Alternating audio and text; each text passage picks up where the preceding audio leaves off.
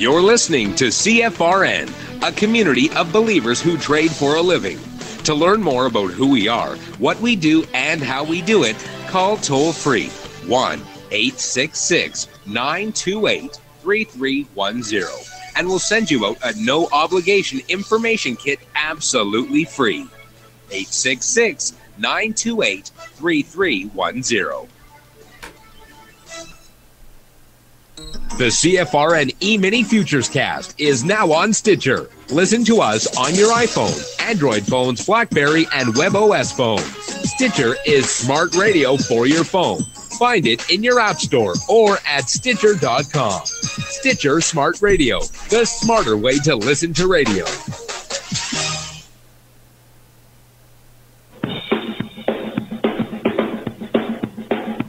Are you ready, Steve?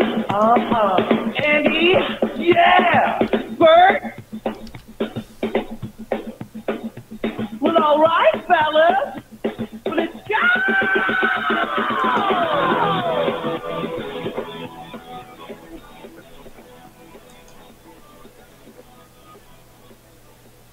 You're listening to CFRN, the Christian Financial Radio Network. Today's broadcast is brought to you by Audible. Get a free audiobook download at www.audibletrial.com/CFRN. Over 85,000 titles. Choose from mystery, romance, religion, science, technology, business, New York Times bestsellers, even children's books. You name it, Audible has it. With 85,000 titles to choose from, you're sure to find the perfect audiobook for yourself or to give as a gift, and it's absolutely free. Just point your browser to audibletrial.com/CFRN. That's audibletrial.com/CFRN. And become a part of the audiobook revolution by downloading your free audiobook today. audibletrial.com/CFRN. Hey, trader, want to get rich quick? Well, good luck with that. If, on the other hand, you actually want to learn how to trade, the place to be is www.cfrn.net. Tune in Monday through Friday, 9 a.m. Eastern for our daily devotional, and then spend the next 3 hours learning how it's done from professional traders who actually trade for a living. That's www.cfrn.net. Every trading day from 9 a.m. to 1 p.m. Eastern. CFRN, a community of believers who trade for a living.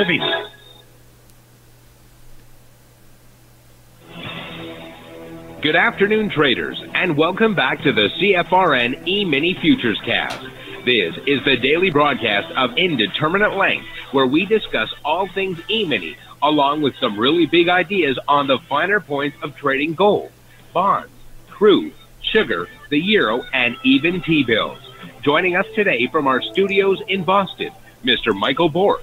From our trading desk in Chicago, Mr. Burton Schlichter. Now, to get things started, let's go to our host and founder in Studio A, overlooking South Mountain, America's largest city park. Here's Dwayne. Good afternoon. Welcome back. Today is Wednesday, 23rd day of August, 2017. Once again, seems like 5 minutes ago, but hump day. Depending on your time zone, you're either over the hump and on the downward slide into the weekend, or you're just a couple of hours away.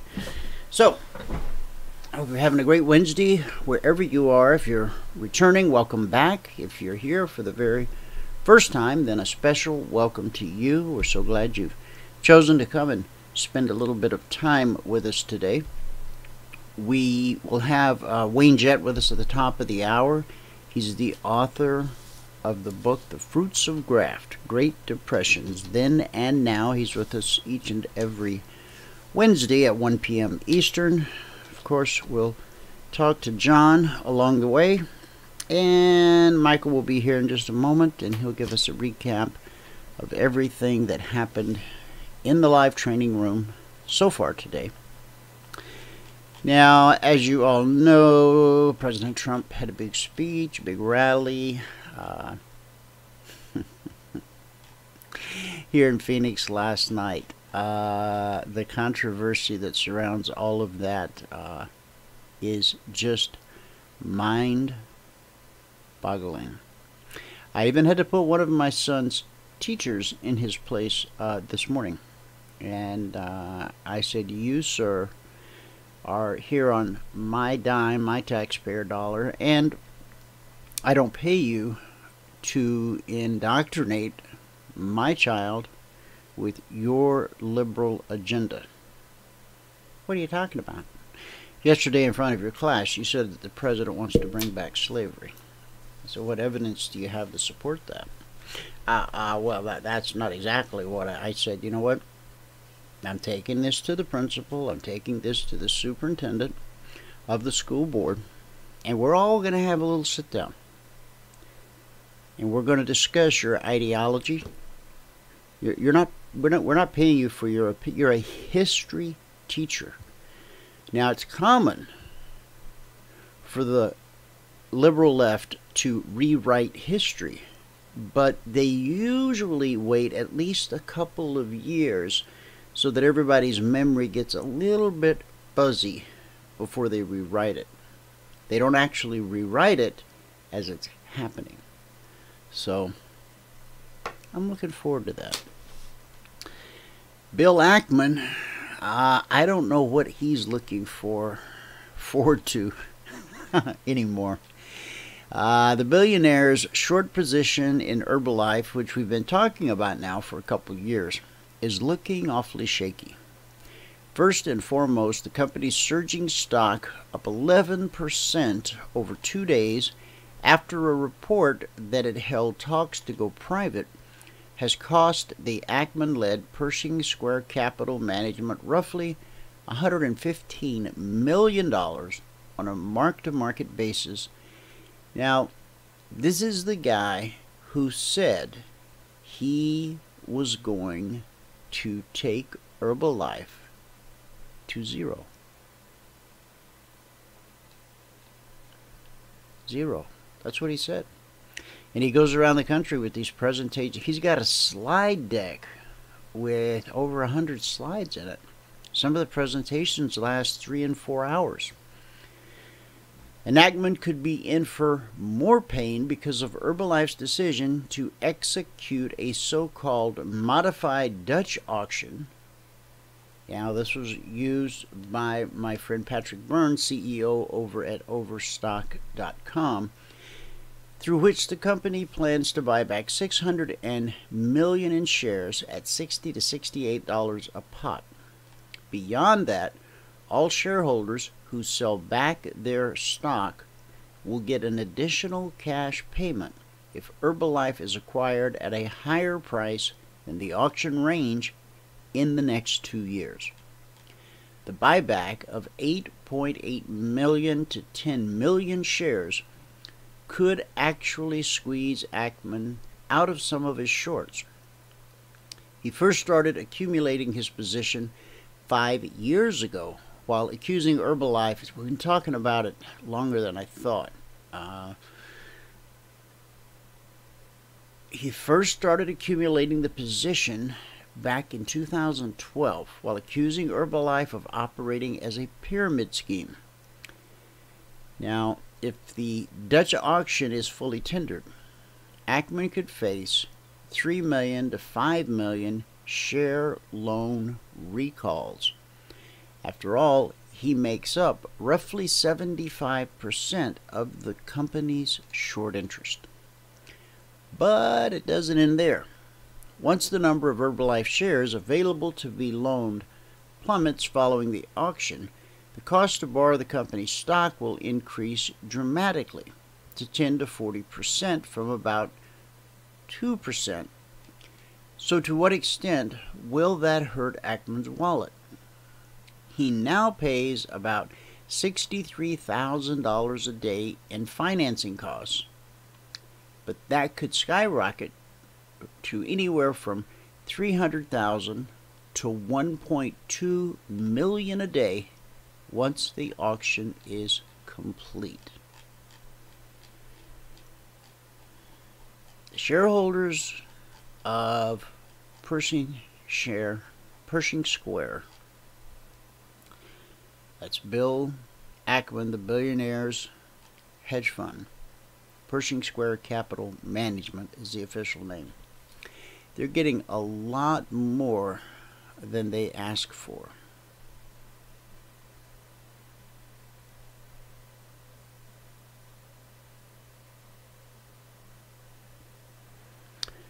John in the audience says, Dwayne, did you know you're showing the CFRN trades and the all trades explained.jpegs?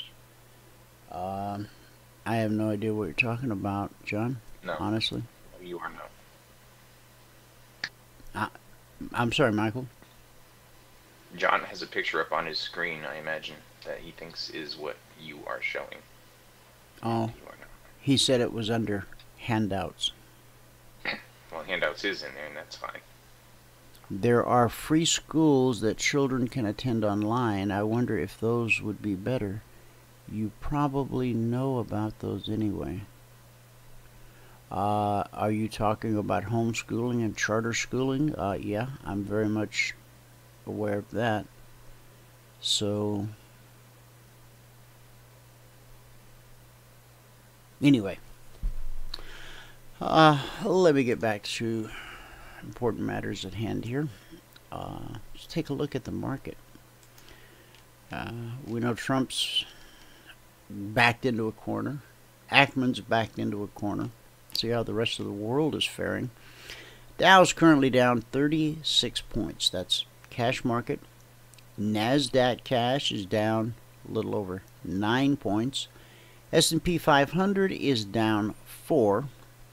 And the Russell 2000 is the only green we have on the screen here in the U.S. It's up almost a point. Now, after a strong day, a pullback, a day of consolidation to be expected. In the commodity basket, crude oil, we had inventory numbers today, is up 49 cents. That's a little over 1%. Trading 48.32 last. And gold is up $2.10, trading 12.93.10 or 12.93 last. As we turn to the Asian markets, we are mixed there. The Nikkei closed up 50 points. Shanghai was down 2.5 points. And the Hang Seng closed the day unchanged. That's one big doji on the daily chart. As for Europe, mixed there as well, only because of the FTSE. It closed up almost 1 point. Almost. Not quite, but almost 1 point. The DAX, on the other hand, was down 55 points at the close. That's almost half of 1%.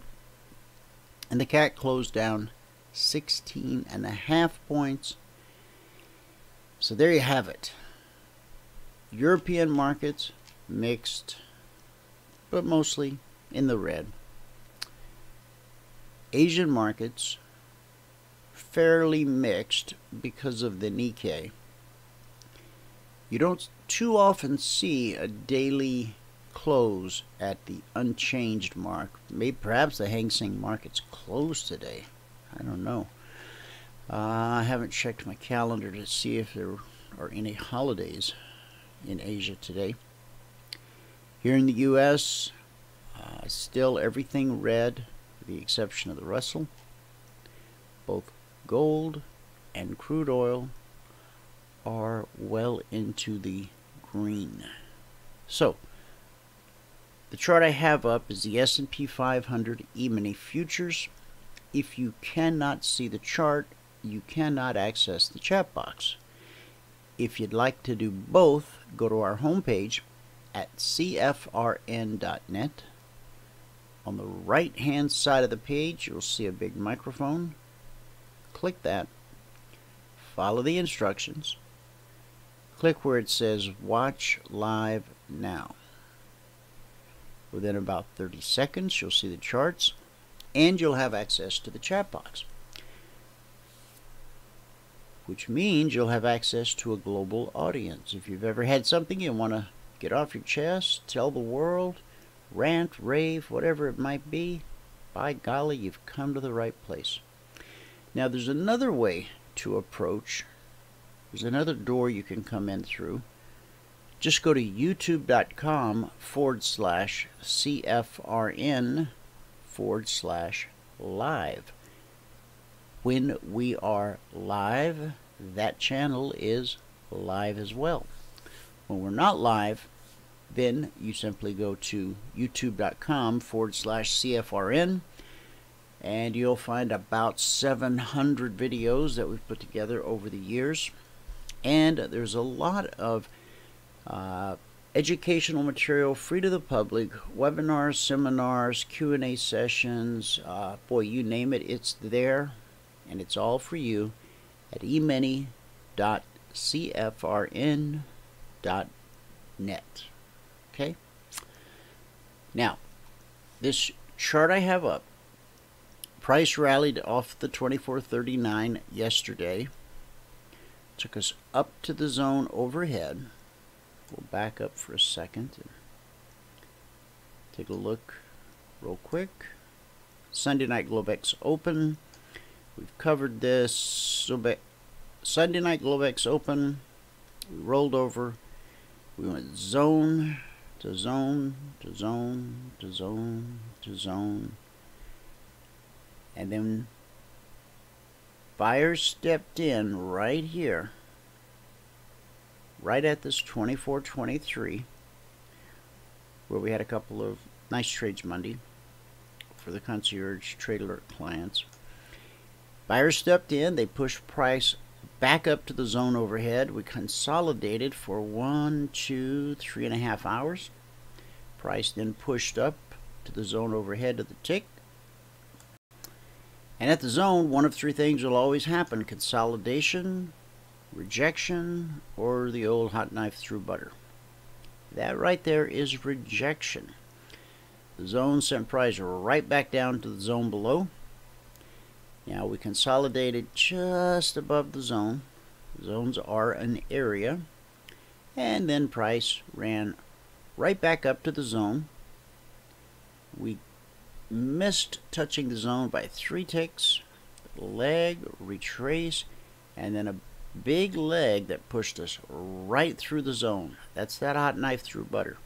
Typically when that happens on the following 30-minute candle or hourly candle, depending upon what time frame you're running, you'll see price retrace back to the zone it sliced through, where it will find good support and then continue in the direction of the slice. There was so much momentum yesterday that it popped right up to the zone overhead, consolidated for a couple of hours here, tried to run higher to the highest weekly trading zone. Just wasn't enough buying interest there to push it there. We bounced a couple times off that zone, and then this morning came back through the zone, and again, zones are an area, so the swing low was 24.3875. So once again, we missed touching the zone by 3 ticks. So important to remember. See, we get accustomed to this, where price consolidates inside of a zone, or we get rejected just as soon as we touch the zone. But this is a reminder that it's an area. That's why you'll often see when I have a buy order, okay, it's going to be at least one, sometimes depending upon the size of the zone, possibly 2 points north of the zone, and I'll have the target about usually 1 point south of the zone. Again, got to make sure there's enough room in there for you to be able to grab your daily goal. So back down to the zone, back up to the zone, and we've been consolidating at the zone pretty much the whole day. These are 30-minute candles, so at least we can say the last hour, if not hour and a half, and that's where we sit. The S&P 500. As of now, we'll cover the rest of the markets as soon as Michael is done. So, Michael, if you're ready, take it away. Okay. I will do that.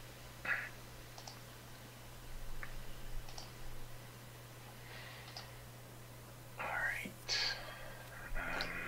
Dell, the YouTube link is youtube.com/CFRN/live.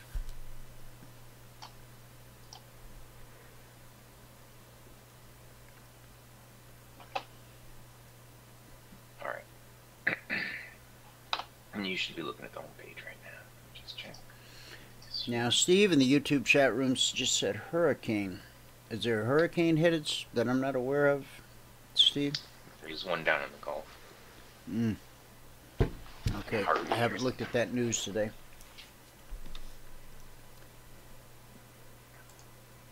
All right, I can see your screen. I'll hit mute. I'll be here when you're done. Okay.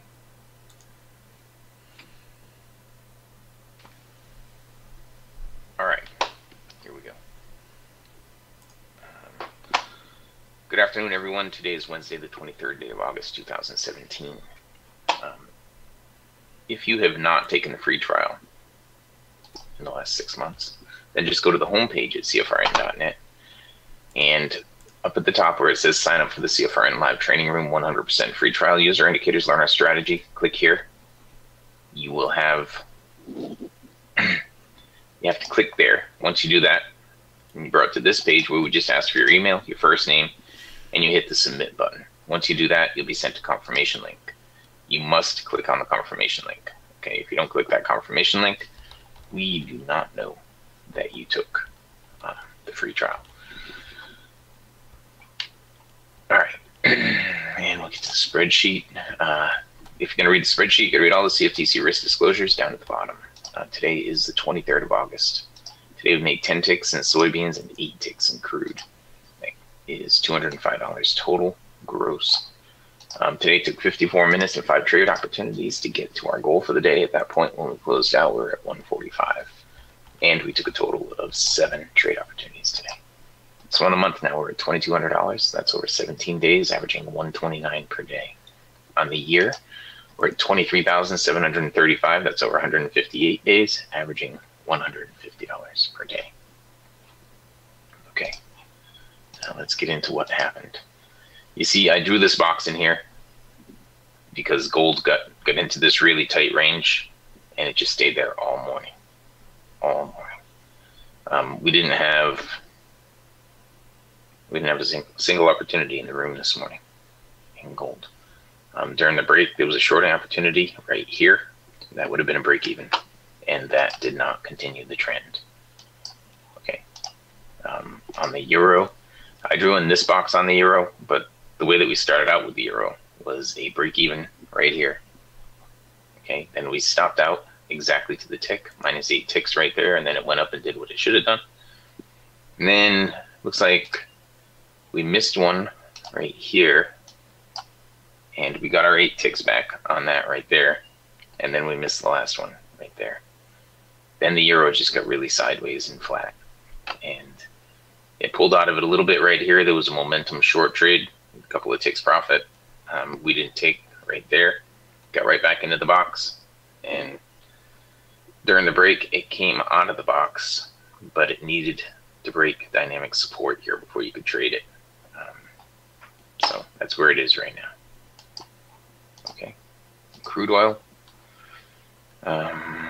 We had crude inventories come out today, and I drew in these levels here, and I said, look for crude to go down to this level. Well, first to spike up to this level when the inventories come out, spike up to this level, go down to this level, and then trade back to this level, the highlighted area. On crude, we started out with 2 ticks profit right here, I think. Yeah, we got 2 ticks profit right there. Then the inventories came out, it spiked up above that level, it traded almost all the way back down to this level, then came back up and started trading again at this level. We got 1 more tick here to put us at +3, and we got 5 ticks there to put us at +8. And we missed a short there, we missed a long there, And during the break, it had to break this dynamic resistance. And then there would have been a long trade right here, a momentum long trade right there. And another momentum long trade right here is all there would have been. Okay, but we ended with +8 on the crude. The soybeans, we had just this one opportunity right here on the beans, and it took forever, but we did get 10 ticks profit out of it. All right, and there was this one right here that we missed. And at the end of the room, there was this one right here. It was in profit at the end of the room, but we didn't count it. It ended up going the other way. Okay. Okay. On the soybeans. Now the ES. The ES had a shorting opportunity right here that would have been a break even. Then it just went right back up into the zone here. And that was it for the ES. Okay. So back to this. Today is the 23rd of August. Made 10 ticks in soybeans, 8 ticks in crude. Brought us to $205 a contract. And 54 minutes and 5 trades to get to the goal for the day. At that point, we were at 145, and we took a total of 7 trades today. So on the month, we're up $2,200 a contract. That's over 17 days, averaging $129 per day. On the year, we're at 23,735. That's over 158 trading days, averaging $150 per day. Okay, if you're going to read this, you got to read all the CFTC risk disclosures down at the bottom. And back here. Okay, if you have not taken a free trial with us, just go to the home page at cfrn.net. And up here at the top, it's going to have this sign up for the CFRN Live Training Room, 100% free trial, user indicators, learn our strategy. Click here. When you click there, in here you just need to put in your email and your first name and hit the submit button. The submit button. Once you do that, you'll be sent a confirmation link. You must click on the confirmation link. Okay. If you don't click that confirmation link, you will not get a free trial. All right. And that's it. Are things getting easier now? You sound like you mean as far as my health goes? Yeah, John. Yeah, I think we're pretty much done with the black mold and the bronchitis and the broken rib. I think that's all pretty much done. Now I just need to get back on a regular schedule of working out. But thank you for asking. And with that, we can pass it back out to Studio A in fabulous Phoenix, Arizona, overlooking the nation's largest city park. Let me just check this and this. Okay. All right.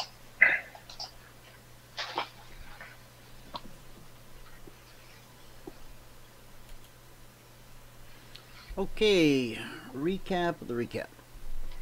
Today it took 54 minutes and 5 trades, and we were at 145 at that point. That's awesome. That's based on one contract, guys. That's what we trade in the live training room. That's right. When you enter the CFRN mentoring program, we start you in the simulator. Once you pass the test there, you go live with one contract. Once you increase your account balance by $2,000, you then add your second contract. And we have a 2420 blueprint that's designed to help you go from 1 to 20 contracts over a period of 24 months.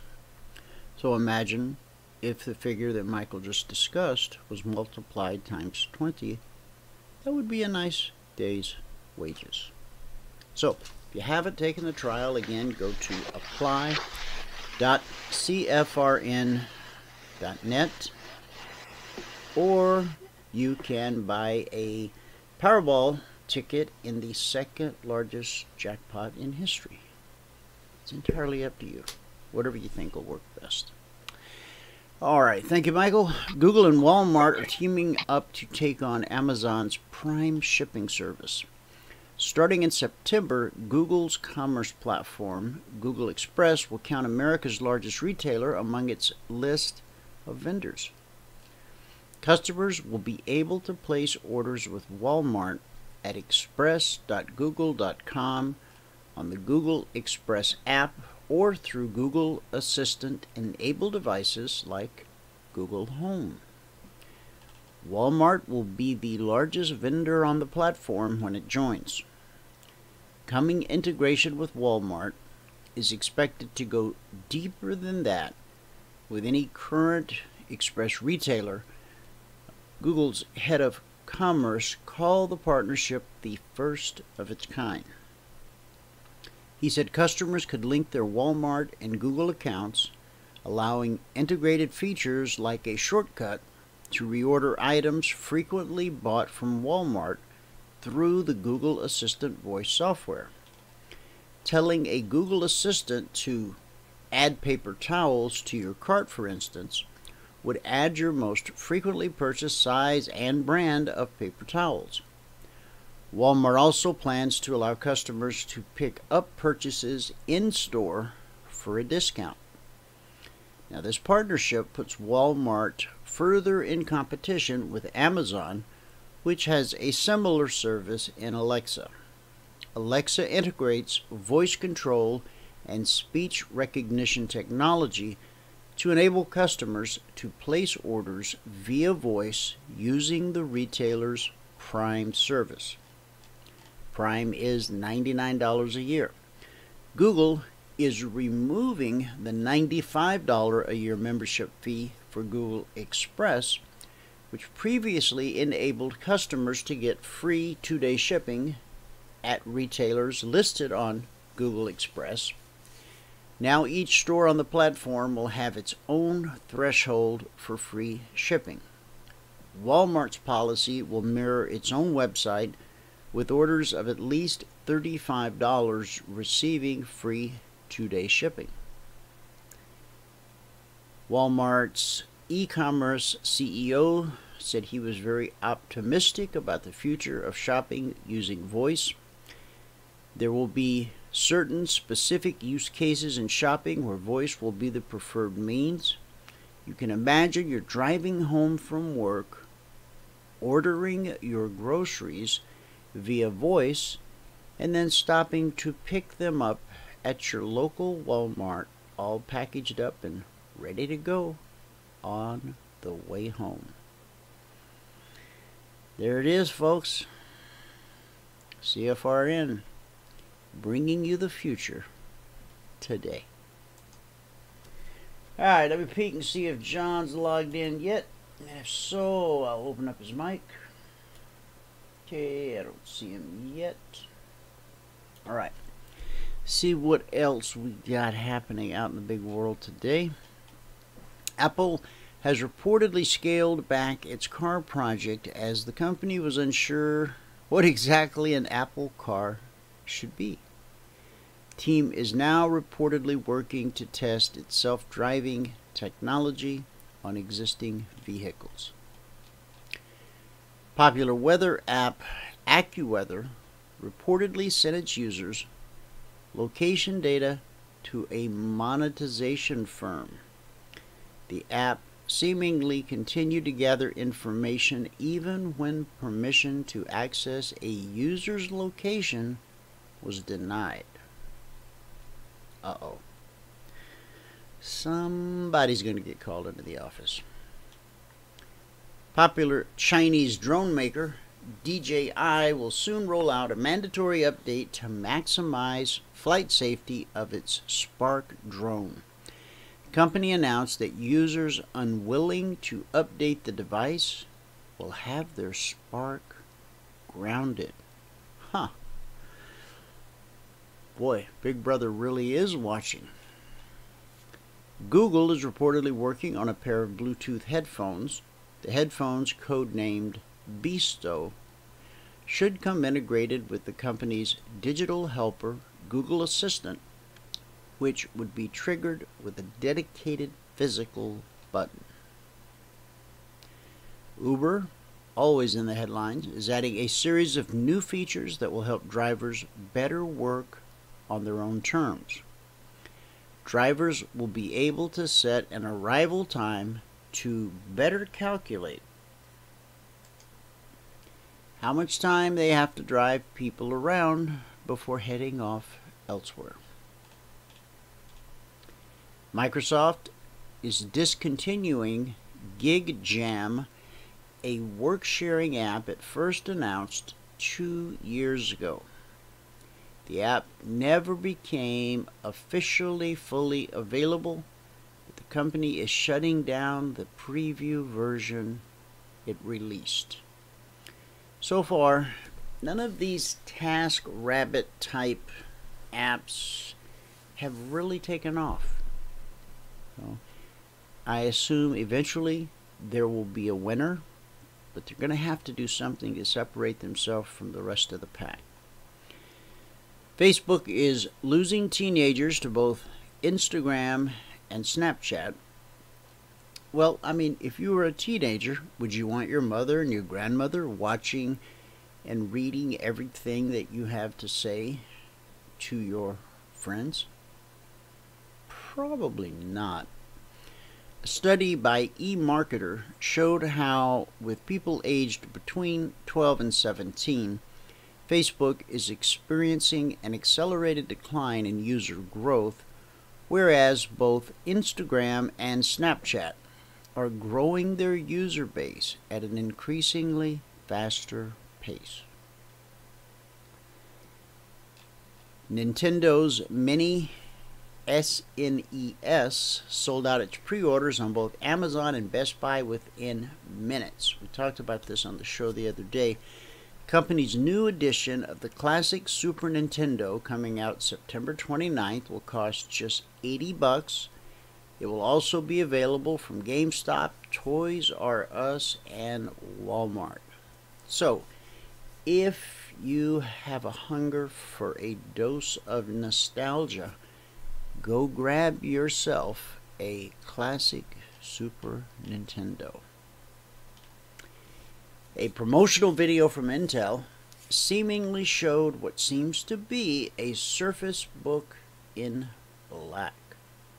Microsoft doesn't offer the device in any other color other than silver, so the one seen in the video could either be just a rendering or it could be a peek at a refreshed model expected to be unveiled later this week. Now, originally the reviews on Surface were not so good. That has changed over time.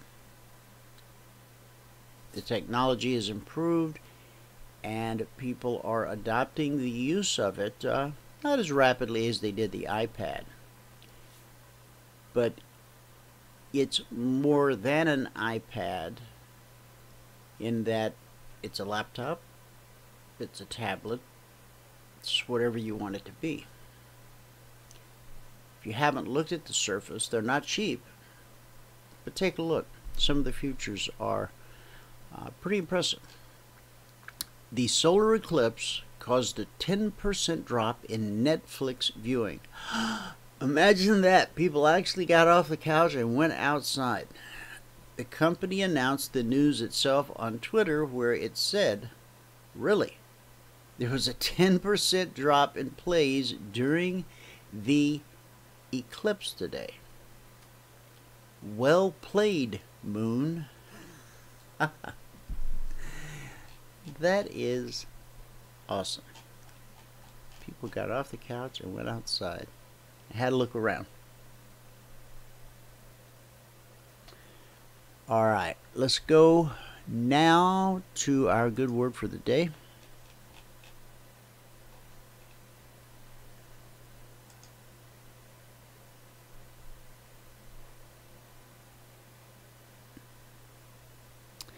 This is part 3 of Science and the Bible. In Job 38:35, we read, "Can you send out lightnings that they may go and say to you, here we are?" The Bible predicted modern telecommunications. Now, again, I got to tell you, there's a book. It's not new. It's been out for quite a while. The Signature of God, written by Dr. Grant Jeffries. I'm sure you can find it online. It's a great book.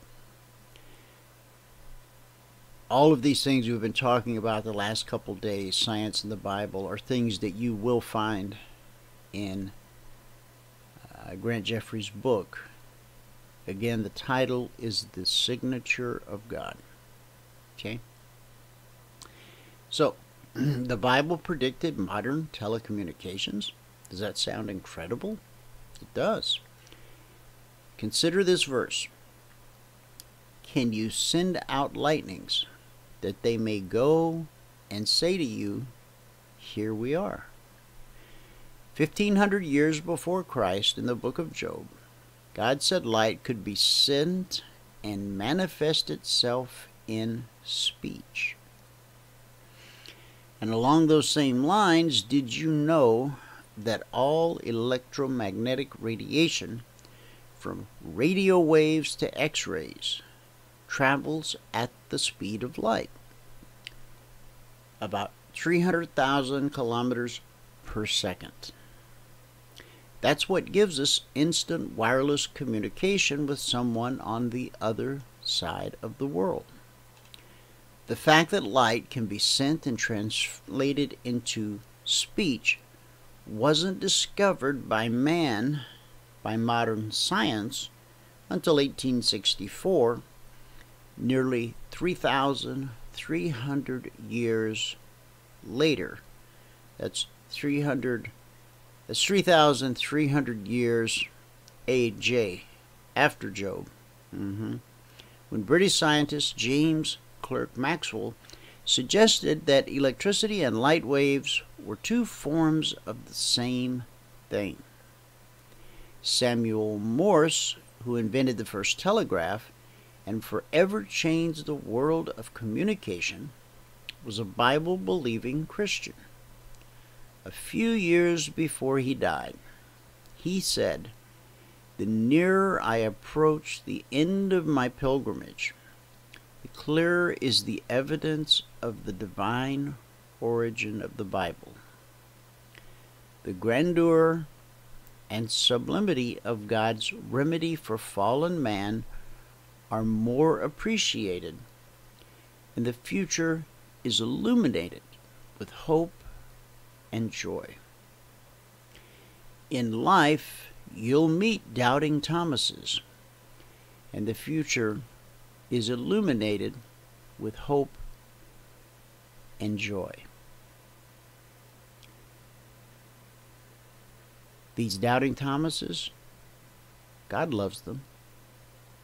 In fact, Jesus made a special appearance after his resurrection just to resolve the original doubting Thomas's doubts.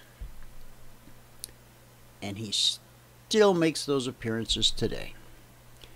So get acquainted with your Bible, then let every sincere, questioning heart know that true science never has and never will disprove God's Word.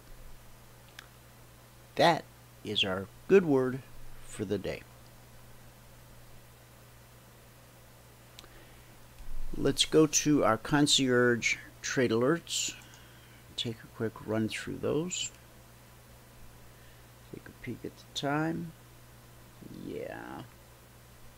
Let me look and see.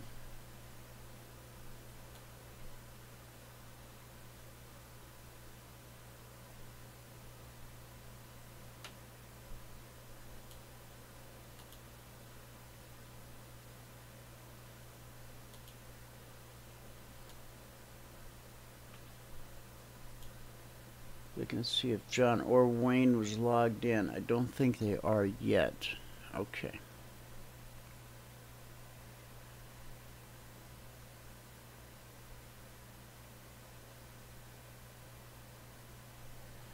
According to Jim, Grant Jeffries died several years ago of a massive heart attack. I did not know that. I read his book back probably 1998, 1999.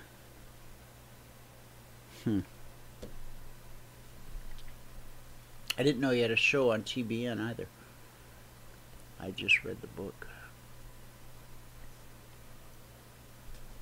That was sort of pre-internet, before you could know everything with a couple mouse clicks.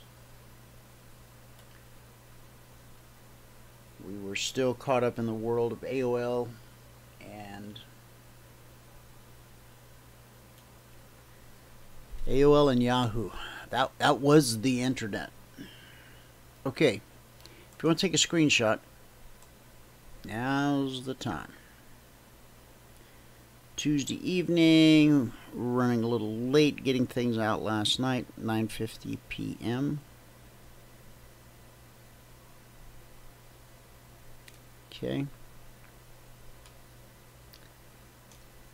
Sometimes life happens. So with 30-minute candles, if they went out at 9:50, we got to go with 10 o'clock. So that's going to be 2,200 hours, which will be right there. Okay.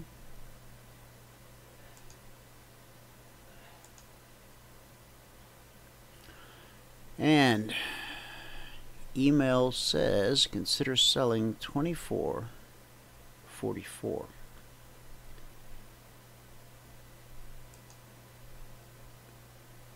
$24.44. It's like we're getting ready to give it another whirl. 24.44. Come on, there we go. Sell 24.44.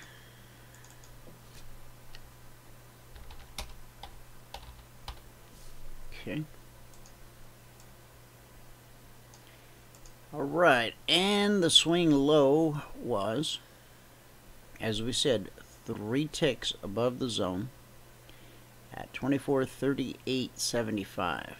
So let's just round that up to 24.39 to be conservative. 24.39 to 44. It's a 5-point move in the S&P. Any day you can take 5 points out of the S&P, you had a good day. Price then, important prices, important areas are almost always tested. So what did price do? Back up to the zone, consolidated for a few hours, and now it looks like we're about to get another drop.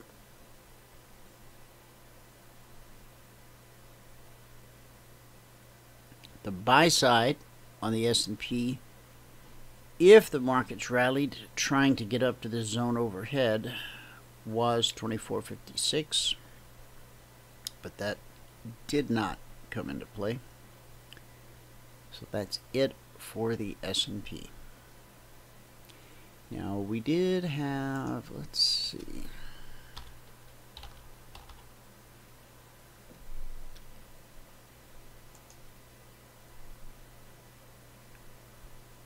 had a chance to throw out a couple tweets last night. See if I put anything out on the S&P.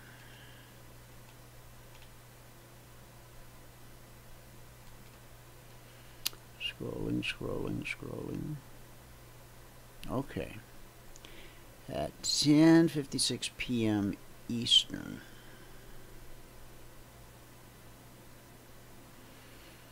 Would that be right?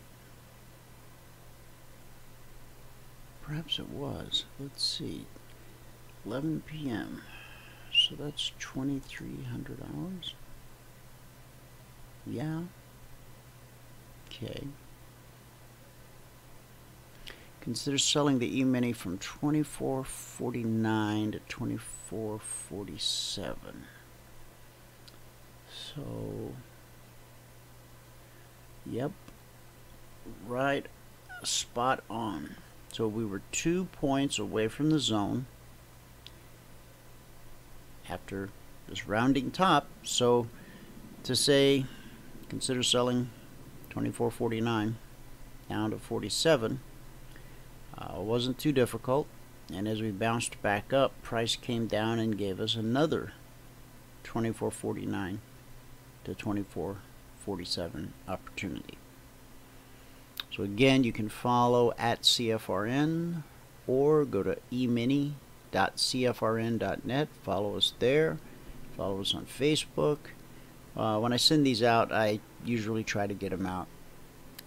If I paste them on Facebook, they automatically go to Twitter, and then I just have to pop over to the Google Plus blog at emini.cfrn.net to paste them there. So if you follow in any one or all three of those places, you will get them. Okay, moving on to the Dow.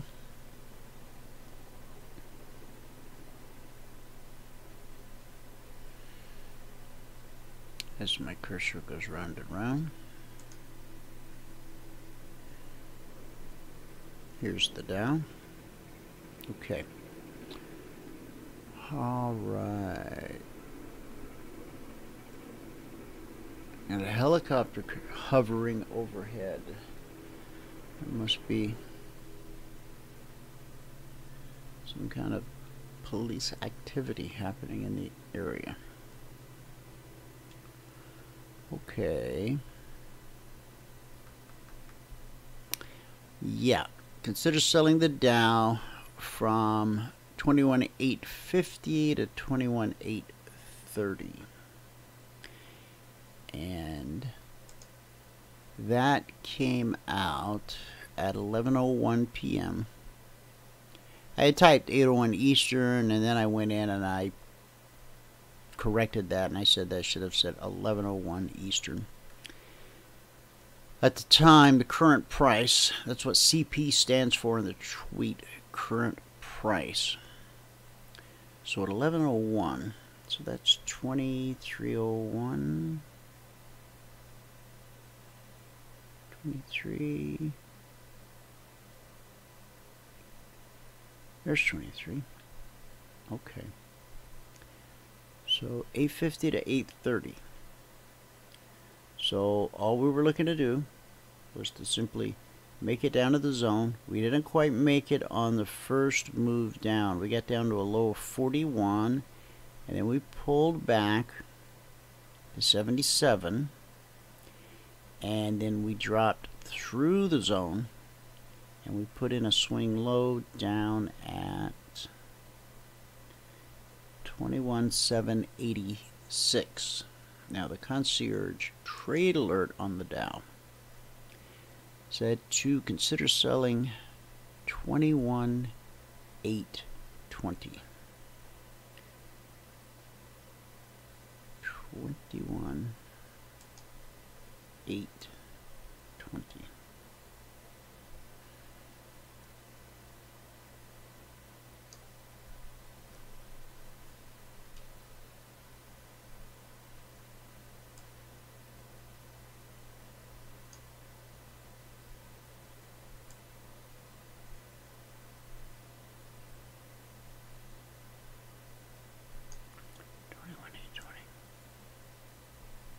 Just 5 points below the weekly trading zone. 21,820.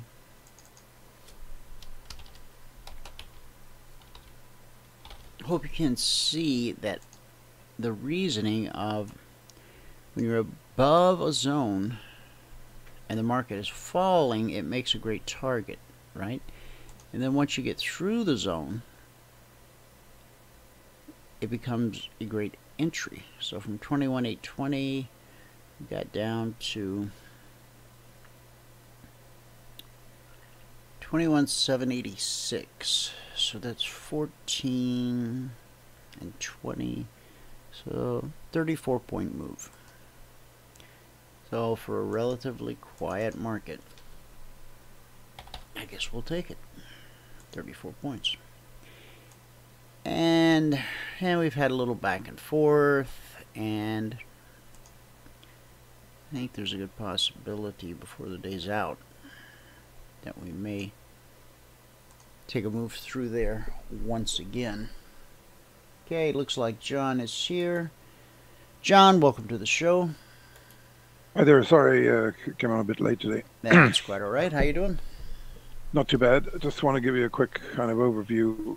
First of all, I don't know whether you caught it, but this guy, Kislyak, was caught in Moscow by a guy called Chance, the reporter in CNN, and he basically said CNN should be ashamed of themselves for spreading all kinds of rumors about what he said to people or what he discussed.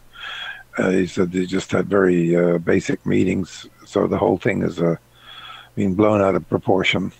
And I think CNN should be even more ashamed of what they came up, with the reporting last night after Trump's speech in Phoenix.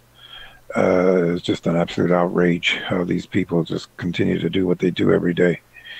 And as for this guy, Clapper, saying that, he has no confidence in Trump, I don't have any confidence in him, and neither should anybody else, because he's the guy who was asleep at the wheel during the rise of ISIS and never saw it coming and never did anything about it. He was the intel chief, and, he's basically inept as far as I'm concerned. And also when Trump started getting briefings right after he was elected president, guess who he was getting the briefings from? He was getting them from this guy, and I think Trump immediately summed this guy up as having zero intellect and not to be trusted with all this nonsense that was coming out in November, December, January, when all this Russian stuff started. So he's really the cause of this Russian thing from the beginning, this Clapper. And now he's out there and saying these wild things on CNN. I mean, he hasn't got to listen.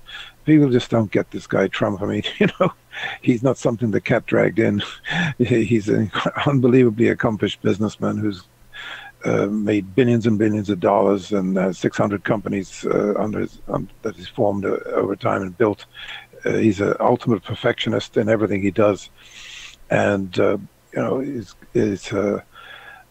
got himself to be president of the United States in a way that nobody saw coming, and everybody was, completely underestimated him and gave no credence to his success or potential success. And I wouldn't, I think, to either denigrate him or try and count this guy out today would be a big mistake by everybody. He's going to get things done one way or another. You can count on it. And the most important thing is getting these tax cuts. These tax cuts are going to, all these naysayers and all these Democrats and all these donors, the donors are going to get lucky, because what they remember, all the money they sent to Hillary Clinton, right? Mm-hmm. Where did it go? Well, it all went on negative ads for Trump, right? Right. So they basically blew their dough. They didn't get what they paid for. So they made a big mistake that way. And maybe some of these Democrats are coming around, including the governor of West Virginia, are starting to realize that Democrats are done, and the Republicans are going to persevere. They'll eventually get more and more support. And the more prosperous the country becomes, the more Republican it's going to become. So getting this agenda passed is, if the Republicans in Congress and the Democrat and in the Senate are too dumb to realize their future depends on winning, on getting Trump's agenda done, then they shouldn't be in office. And if they get voted out, then it's their fault, plain and simple. And unfortunately, a lot of them, including John McCain, notwithstanding our thoughts or his situation with cancer, sure. He should have gone with the team instead of going against it. And as for these two women, Collins and the other one, Kukowski or whatever her name is, if they get voted out, I think it's going to send a huge message. Don't bet against Trump. because Trump has unbelievable support across America, and the smart people out there, even the dumb people, are starting to realize this guy is not to be underestimated. There was violence in the streets at the rally last night. Things were relatively quiet until it was over, and then some of the protesters in the street started to throw tear gas at the police. Give me a break. Yeah, I know it's bad. You know, look, I wish they'd get a hold of this fella who was employed by Obama to disrupt Trump's rallies, because that's really the real story that hasn't been told properly yet. And he should be prosecuted, as should anybody else who disrupts these events. And they're probably all supported by George Soros, which is another disgrace. But hopefully all these things will calm down in due course. But the most important thing, as I said on this show, it's pointless getting all wound up about politics. You know, what's important is what happens in your own world every day that you're able to affect. And you know, if you through your graces and expertise, Dwayne, are able to improve the lives of the listeners who are hearing us, sometimes some of them for the first time, and can improve their situation through listening to this show and through following your very disciplined approach to the markets that's been proven year over year since you started almost, then you know, you're going to certainly feel that you're accomplishing a great deal, and so will they, because and I'm going to do whatever I can to help, because that's all that matters. The more we improve our own situation, the less we have to worry about whatever happens in the rest of the world.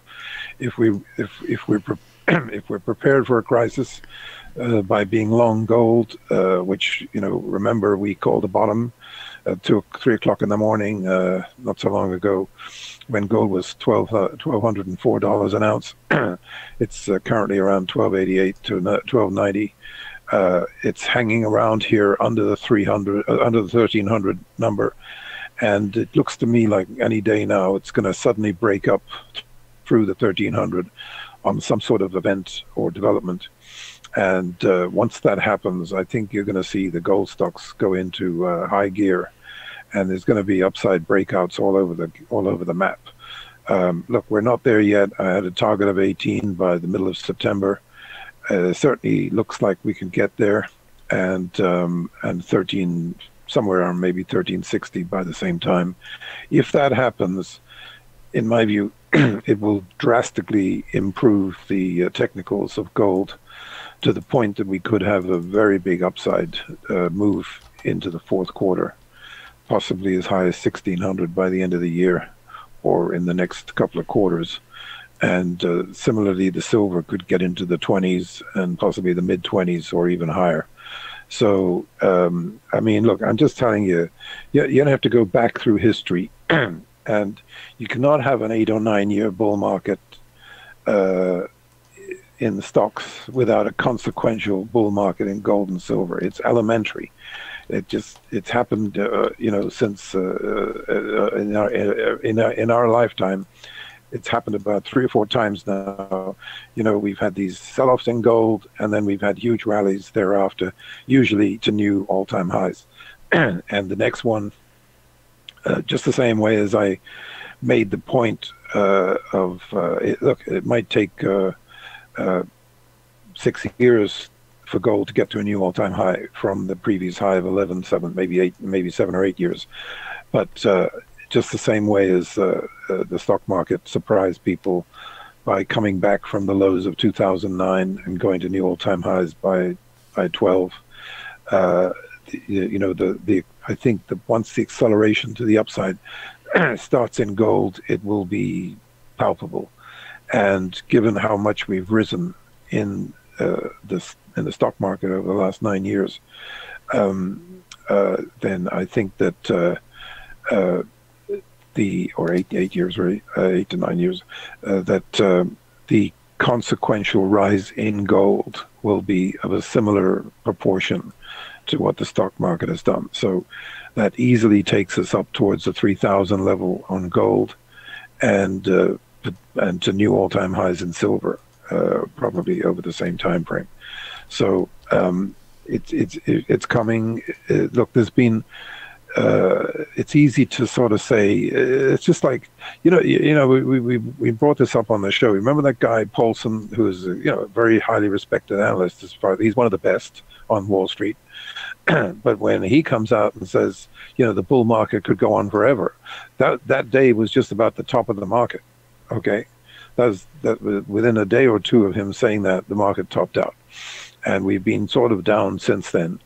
And we've been struggling to go higher, and in a way, we're kind of struggling to go higher today.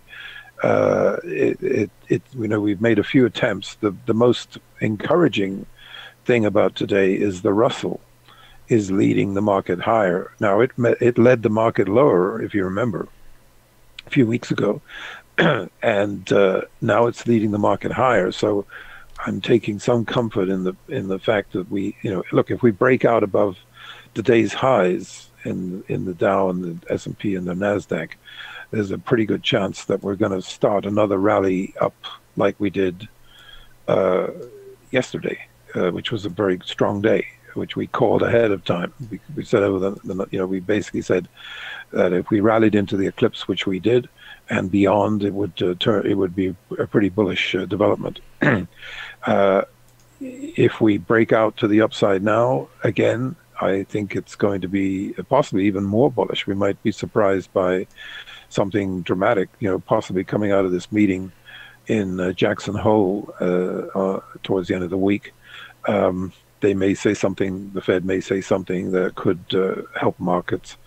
And if we have a late finish on Friday, a strong finish on Friday in the markets, then it sets us up for a good finish into the end of the month.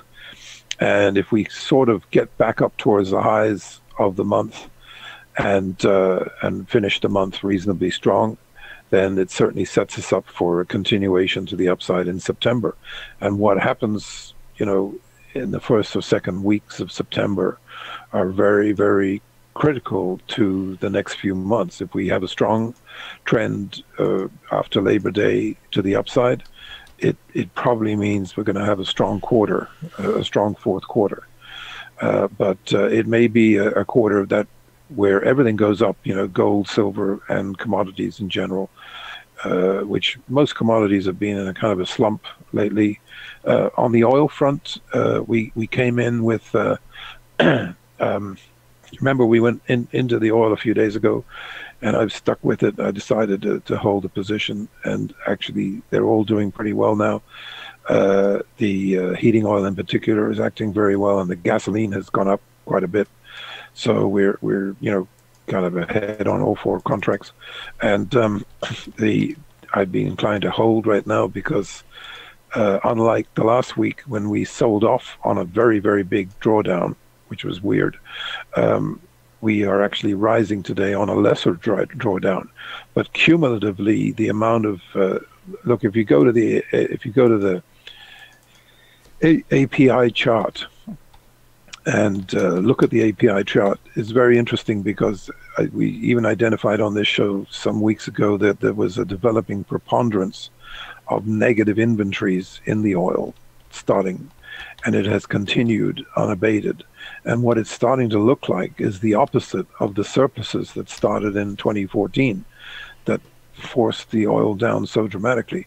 So if this continues, if we keep seeing these negative negative inventory drawdowns continuing week after week into a so-called what is normally a weak spot for the oil, I think the breakout above 50 will come.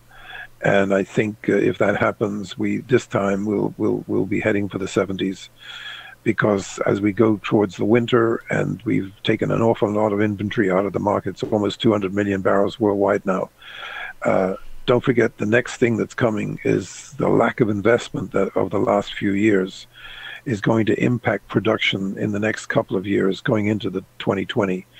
And by 2020, look, don't forget, we talked about this probably 9 months ago, just around the election time or before that the there was going to be a tightness coming into the market in 2019, 2020, and by 2020, the world demand could be over 100 million barrels per day, and right now we're only producing about 95 million barrels a day. So it's almost impossible for the world to make up that deficit to meet demand by 2020. And that was before the Trump phenomena began, where we've had this amazing worldwide growth, going on, and it's increasing because the last quarter reported. Look, who would have thought we were going to get 4% growth in Japan? It was sort of doomed, like it was the basket case of economies, and they've been pumping money and trying to get the Japanese economy going, and finally it's come to life, and all of a sudden it's growing at 4%.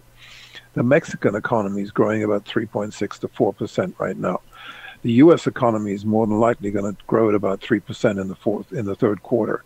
The European economies have come back with a vengeance. So world demand for oil is actually increasing, and if we maintain this trend and we really do go pedal to the metal through 2020, the global demand for oil by 2020 could be considerable. And we may be in a very, very tight spot where oil could potentially go north of $100 again. And actually, if it exceeds 90, it's going to set it up for going back to all-time highs at around 140, 150. And I know these are very, very crazy numbers to most people, but they're just the same as calling for new all-time highs within 2 years in the transports and the mid-cap from March 2009. Most people were ready to jump out of a building at that time and had no comprehension that the markets could recover that quickly. It's sort of the same in gold. I am absolutely committed to the idea that we are in an elongated 70s kind of era, if you like. And the 1976 is like 2016. From 1976 through 1980, we went up eightfold. If you'd said to somebody in 1976, when gold was $106, $105, that gold was going to get $875, they'd have locked you up because it was incomprehensible at the time for that to happen, because gold had already risen from $35 to $200. It had pulled back to $106, and nobody, just nobody in the world could have foreseen that it was going to go to $875.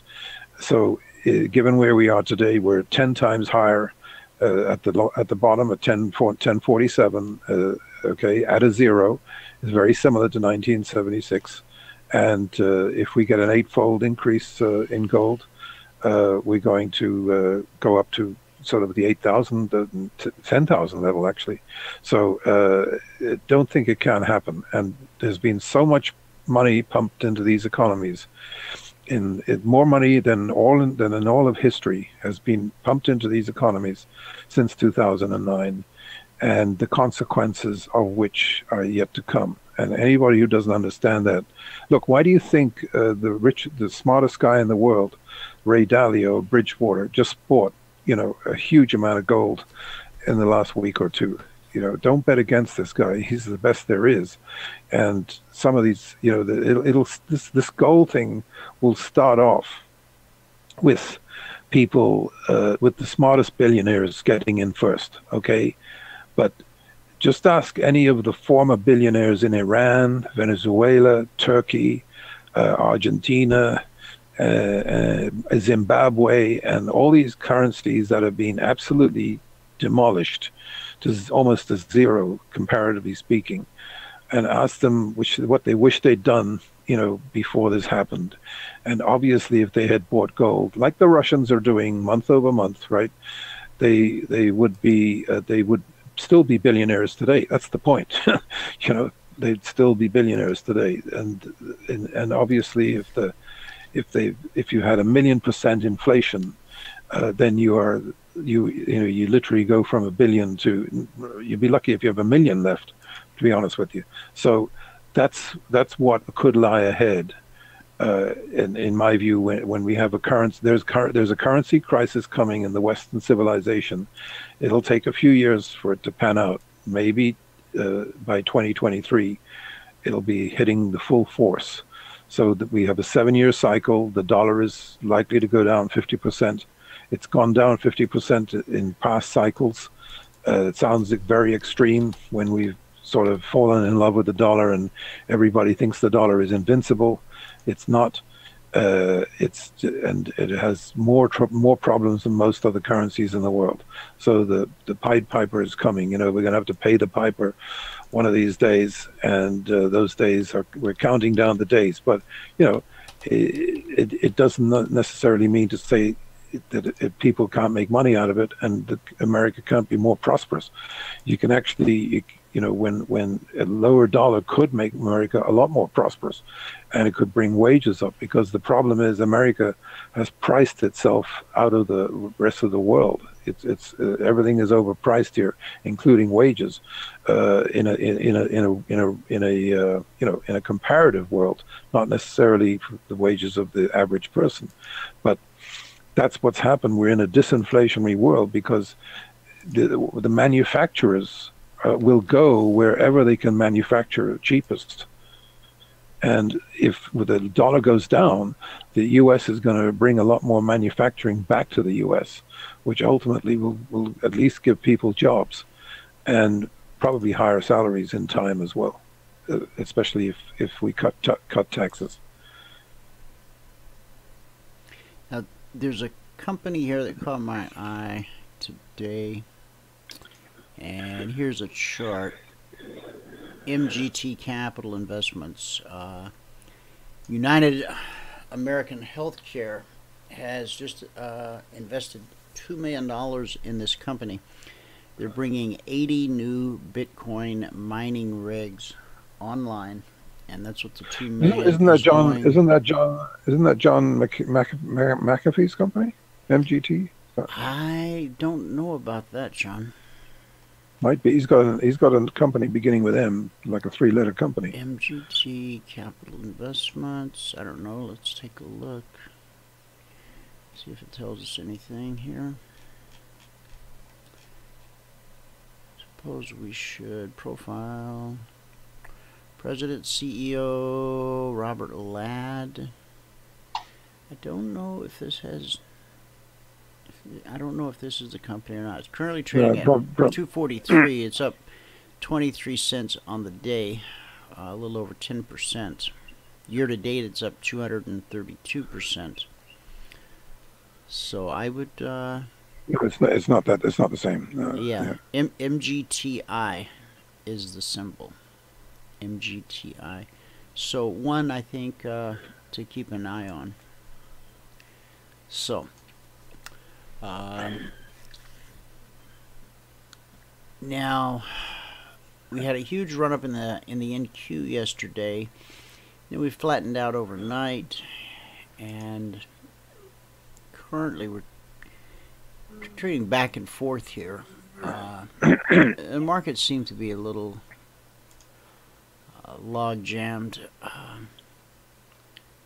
I hope we don't go.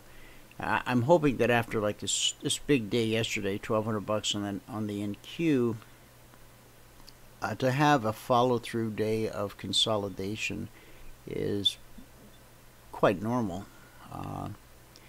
But I hope that's all that it is. Yeah, if we break down from here, it would be very bad. 60. And the problem is today. Here's an interesting point. Look, the UVXY gapped up this morning, and amazingly, in spite of this sell-off that we had in the stocks, before the eclipse, we ran up to 40. We ran up to 40. Hang on a second. I thought we went up to 40. I guess we got. Oh, that's right. The secondary rally was the first rally was to 45, which we sold right at the high. Remember that? And then we bought back in at 30. We sold the second rally up around 41, and here we are back at 30 again. I mean, it's almost amazing. We got back to 30 yesterday. Now, the big question is, look, tomorrow, if we were to gap up again in the UVs, or if we go up now and sort of close a little bit more positively, and then we were to gap up tomorrow, you'd almost have to buy the market and short the indices. Sorry, you'd have to buy UVs and short the market rather, because this thing could really go on a tear. You know, this kind of structure that's developing here is somewhat dynamic. However, if we break the 30 and start heading down, maybe spike down into the 20s, believe it or not, something like that, then it would be very bullish for the market. So we are at a pretty critical point here. And actually, if we get out of this consolidation to the upside, it would be, I think you might see an acceleration to the upside develop in stocks, actually. So, Wayne? Hey, Wayne, I've been looking for you. How are you? I'm fine. Sorry to be late. Oh, no problem. Welcome to the show. I've been listening a while. It sounds like you guys are doing quite well. Yeah, I kept looking for you there, and I even sent an email because I thought something had come up and you weren't able to make it. So glad you're here. Something did come up. Unfortunately, it's kind of a somewhat household emergency type thing. Okay. Everything okay? Yes. So not a problem in that regard now, but sorry I'm late. Oh, and, no problem. Glad to see that things are rolling along with your discussions. Anything on your mind that you'd like to talk about today? Well, I'm just noticing a comment from Steve in the chat room. I had brought up earlier when I went through the numbers around the world that it was a little interesting that the Asian markets, the Nikkei, no, I'm sorry, the Hang Seng had closed unchanged on the day. And then Steve had typed in that the Japan market is closed today, and I'm looking at my economic calendar, and it says it's because of the typhoon. Typhoon, no trading day. Okay. So, are either of you familiar with this storm that's coming in? I'm not. John, you familiar with it? No, I heard something about a storm. But hello, Wayne. It's good to talk to you again. Would you like to comment today on this comment that Clapper made yesterday about Trump? Did you hear what he said on CNN? I didn't. Oh, he basically said he doesn't, that he is losing, or he doesn't have the confidence, or Trump, something to do with Trump and having, you know, control of nuclear weapons and stuff like that, which I thought was kind of a case of calling the pot calling the kettle black kind of thing. This guy's got more. I mean, this is the fellow who presided over ISIS rise to prominence without doing anything about it, or, you know, it's another case of the intelligence totally missed, you know, a new threat, and I'd like to hear what you have to say about it, because I think it's a disgrace. This guy, I mean, you know, just in case you weren't listening, you know, when Trump first started getting briefings right after he was elected, you know, I don't think he was too impressed with the info he got from both this guy and Hayden, and I can understand it, because I don't have any confidence in him either. Well, you remember that Mr. Clapper was head of, I guess, head of all the intelligence agencies. At least he was under Obama, right?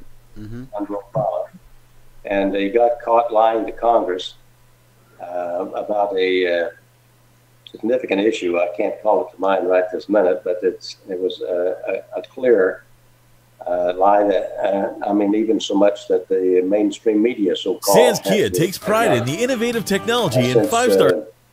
Since the Senate was calling attention to it, since I think it was in the Senate that he testified and was asked a direct question about intelligence, and he simply got caught in a lie denying that they were spying on Americans, things of that sort.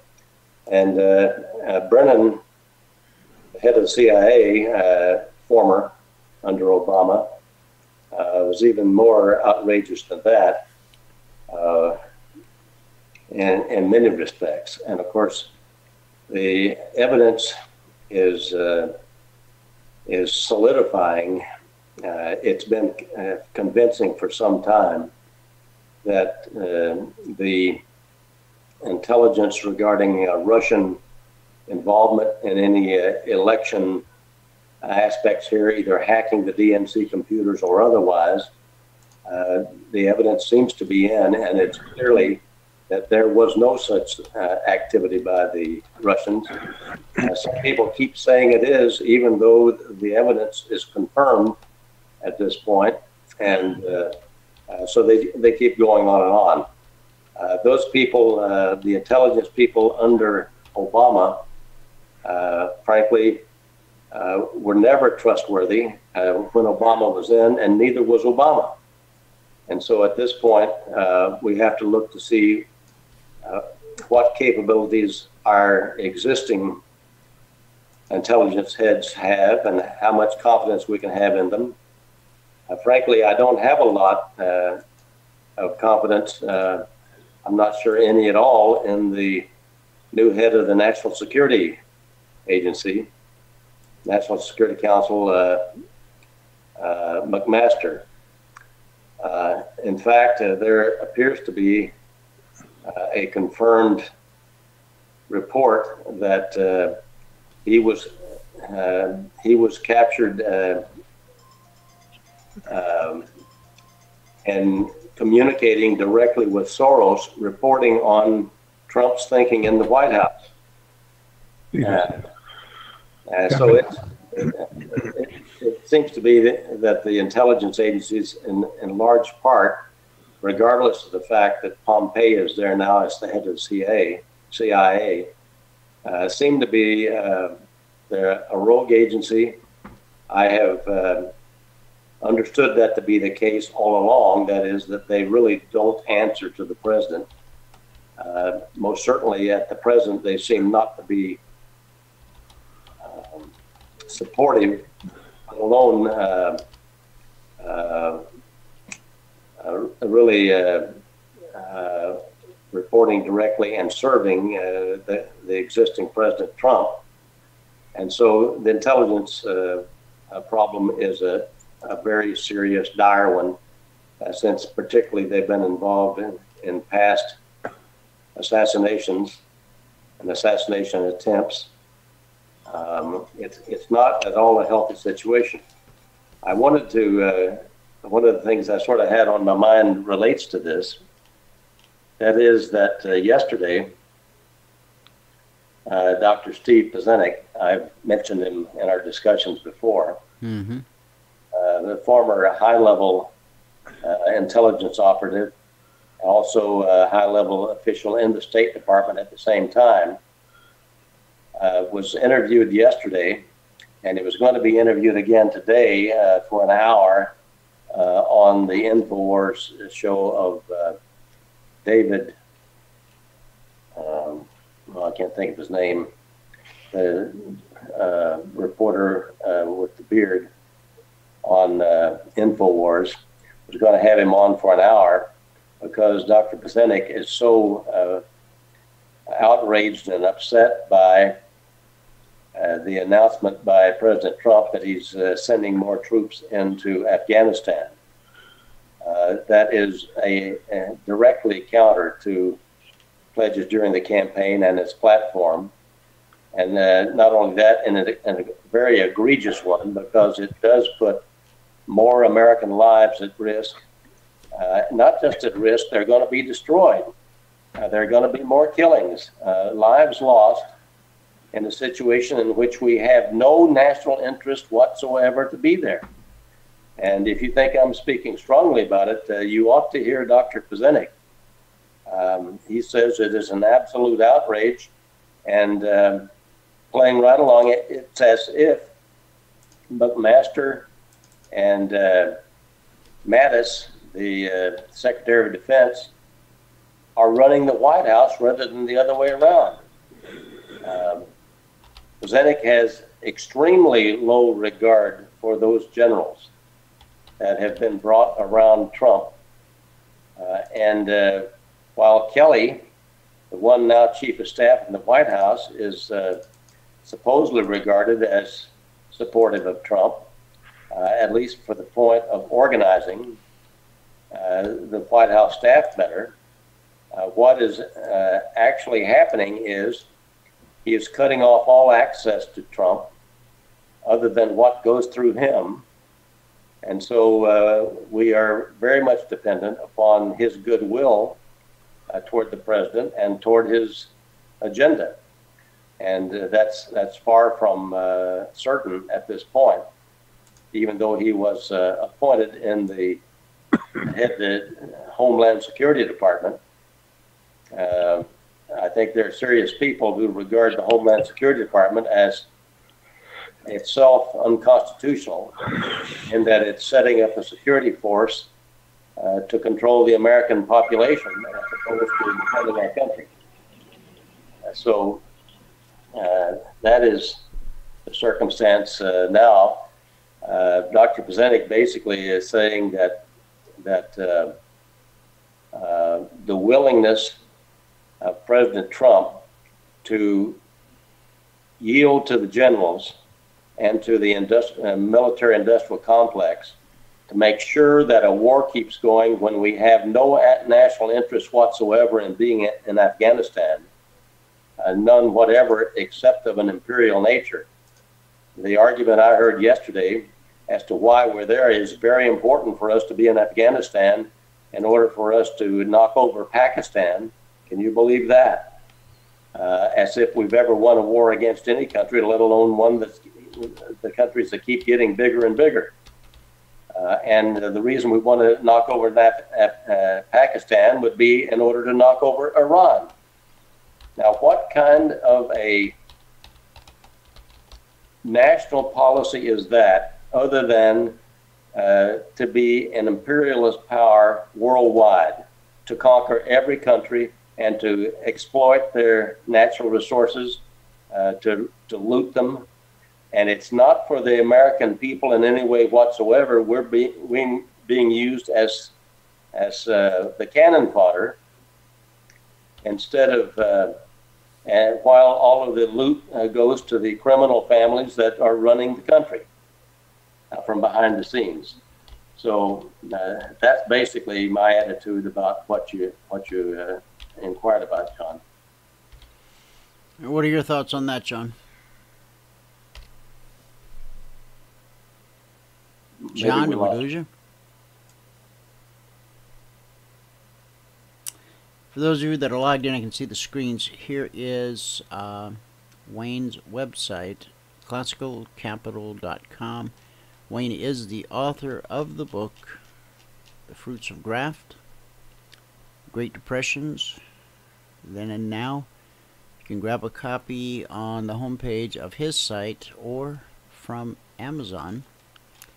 And I see you've got a, I guess this has been up a couple weeks, Autogenocide and the Great Depression. I think we talked about that a little bit last time you were on. Now, have you heard about this ex-CIA agent who has a GoFundMe campaign? Her goal... Her identity was revealed during the Bush administration, I think in 2003, so she quit the CIA in 2005. But her GoFundMe campaign, she wants to raise $1 billion so she can buy controlling interest of Twitter so that she can kick President Trump off of Twitter. So far, I've read a couple different reports. One says she's raised about $2,000. Another one says she's raised about $6,000. So chances of her hitting her $1 billion mark, I kind of think that in all reality, she never intended to raise $1 billion. She was simply trying to make a statement. Her name is, I've got it here somewhere, Valerie Plame Wilson. Valerie Flame Wilson. Well, that's the lady. Does that ring any bells? Well, yes, she was the one. She and her husband were involved in the. You remember the big headbutting contest they had back? It had to be under the Bush administration when she was contending that there was no yellow cake uranium being sought by Iraq in Nigeria or something of the sort, and this was a big brouhaha back under Bush in terms of whether that was or was not legitimate evidence. And the scandal was supposedly because she was outed in such a way that it put her life in danger, and there was some question about who did it. And in fact, I think that's why Scooter Libby wound up. Yeah. It says right here, she worked for the CIA from 1985 to 2005. She was forced to resign after having her identity revealed by journalist Robert Novak in the Washington Post, an incident that ultimately led to the indictment of Scooter Libby. Boy, I haven't heard that name in a long time. Right. Scooter Libby. It's certainly a dangerous time. This situation that has developed.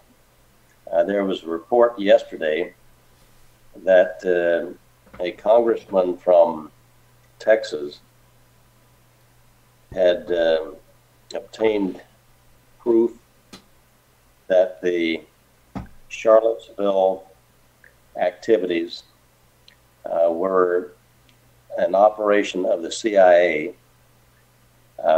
with cooperation from the governor of Virginia and the mayor of Charlottesville and other operatives that were the ones responsible for ordering the law enforcement personnel to stand down and do nothing. And in fact, apparently law enforcement cooperated with the conspiracy to such an extent as to require those with a permit to be there for a peaceful protest who had been peaceful, required them to disperse because of danger to them, and required them to go right down into the channels of the surrounding neighborhood that put them right into the clutches of the so-called Antifa, who were being very violent, attacking people and actually throwing acid into the eyes of one of the other demonstrators.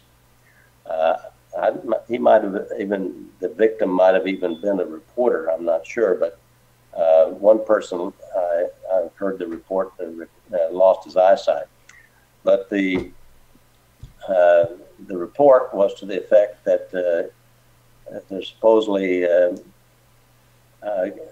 convincing, if not conclusive, evidence that it was a CIA operation with surveillance available to show that it was, and that he was going to present that to the House in such a way as to demand an investigation of it.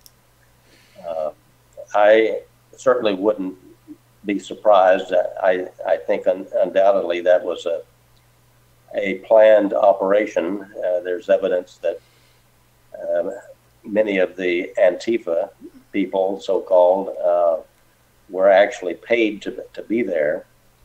Some of the individuals involved, maybe even some of the injured, were paid actors, as have been involved in other false flags. But in any event, I understand that something of that nature was being tried in Boston, and it got shut down. But yesterday, my son's history teacher stood in front of the class and bragged that he was going downtown Phoenix last night to the Trump rally to officially protest against Trump. And when asked why by his students, his answer was because Trump wants to bring back slavery. Well, that's very I spoke with him by phone this morning, and well, you know, with Christian love, I lit him up a little bit, and I said, you know, when the liberal left rewrites history, they typically will wait at least a few years for people's memory to get a little bit fuzzy, and then they begin to rewrite it. They tend not to rewrite it, you know, as it's unfolding, as it's happening. And I said, what proof, what evidence, even a shred, do you have that the president wants to bring back slavery? And he goes, well, I didn't exactly say that. I said, oh, so you're calling my son a liar? He goes, well, no, I'm not calling your son a liar. I said, okay, I just wanted to speak with you man to man, because I'm taking this not only to the principal of the high school where you teach, but I am taking it to the superintendent of the Phoenix Union High School school board, because you, sir, are working on my dime, and your job as a history teacher is to teach history, not write false history. And I said, now I have to go to work. And so we ended our phone call there. But when I heard that last night, I was absolutely furious. Oh, I tell you, it is just an unbelievable challenge to deal with these kinds of things up close and personal, the way you're describing it. And it is so widespread that it gets into our own house before we can turn around. You know, I've had, I think I mentioned it to you last week, perhaps, or maybe previously, that I've been doing a series of interviews with a wonderful lady by the name of Sarah Westall, who puts her interviews on the radio, on the web, also on YouTube. And the name of her organization on YouTube is called Business Game Changers. In the event, we've been talking about this. She just released an interview yesterday that is about the elitist manifesto that was written.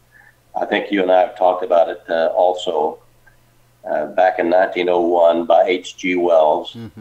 We have. And the way it is relevant here is that we see the press's view, position, and certainly those on the left, and to a great extent, in basic principles, who in America, in any public role,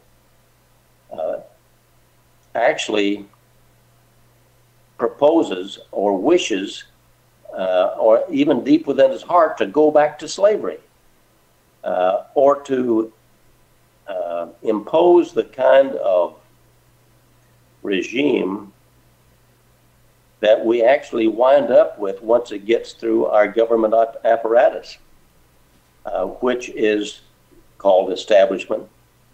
But it is the ruling elite It is the elitist paradigm, the elitist manifesto that was written in 1901, and it is the most horrible, racist, anti-human, eugenic thing that you can imagine.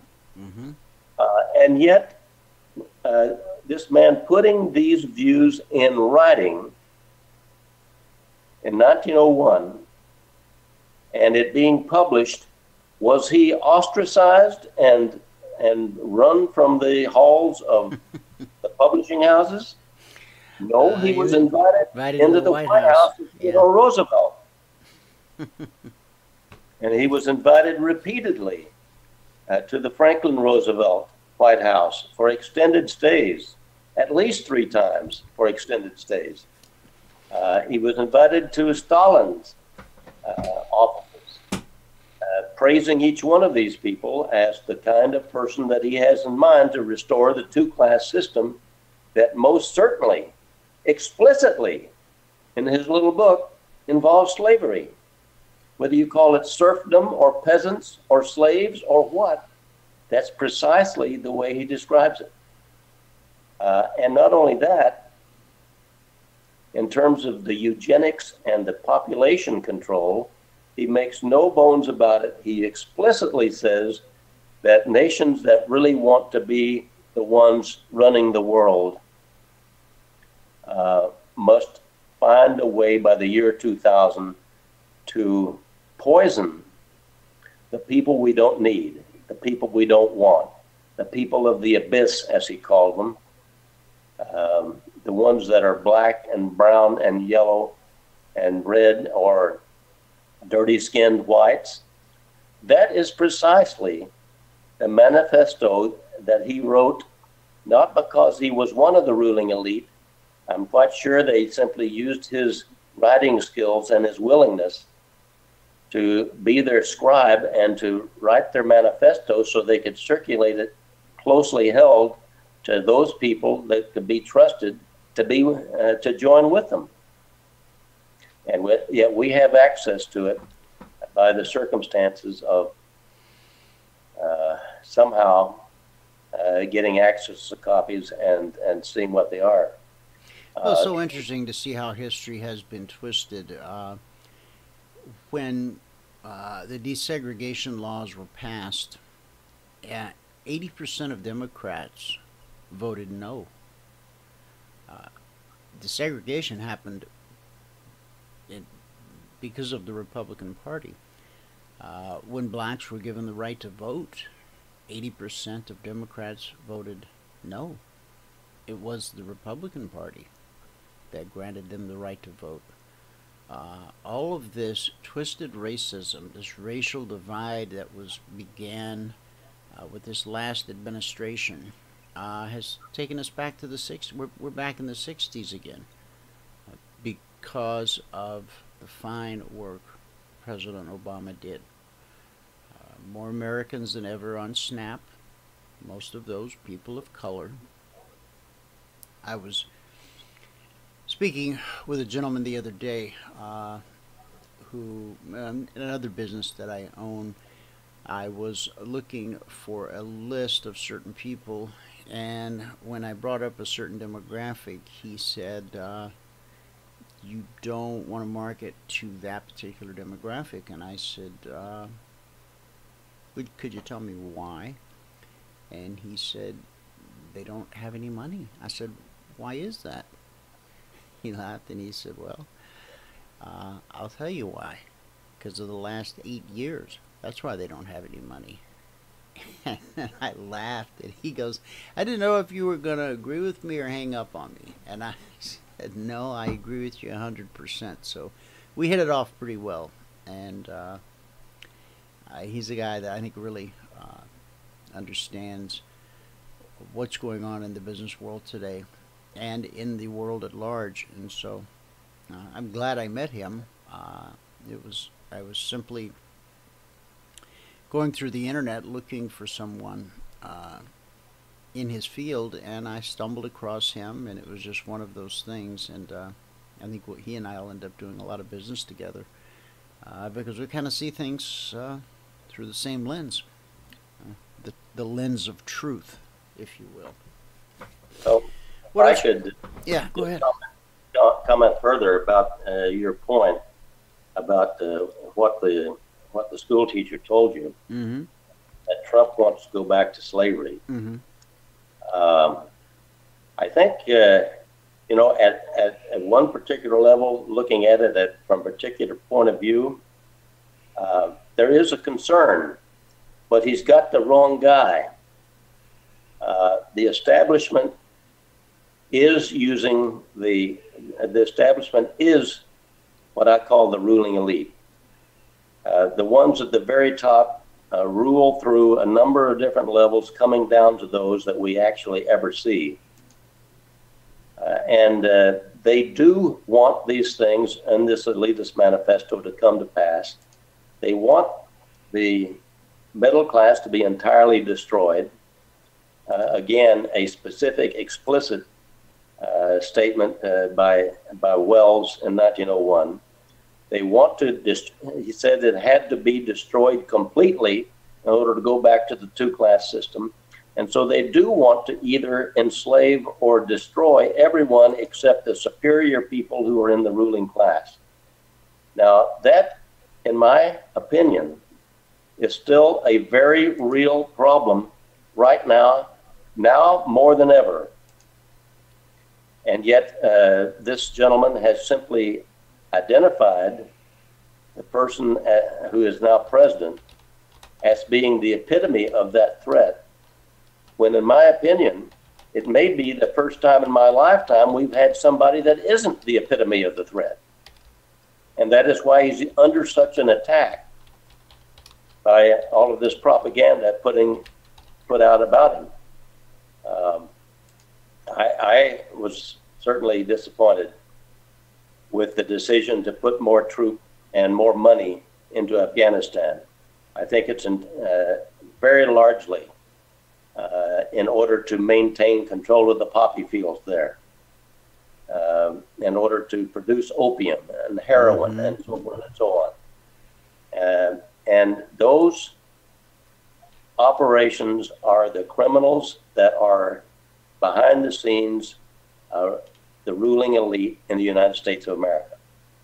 And there just needs to be a deeper understanding of this on the part of the people that are out there being bought off and told lies in order to get their bodies out in the street and get them hurt and get them injured and get violence going, so even more people can be killed off and they can have more reason for the establishment to exert military power over our own people. So in any event, it's an interesting time to be discussing those things.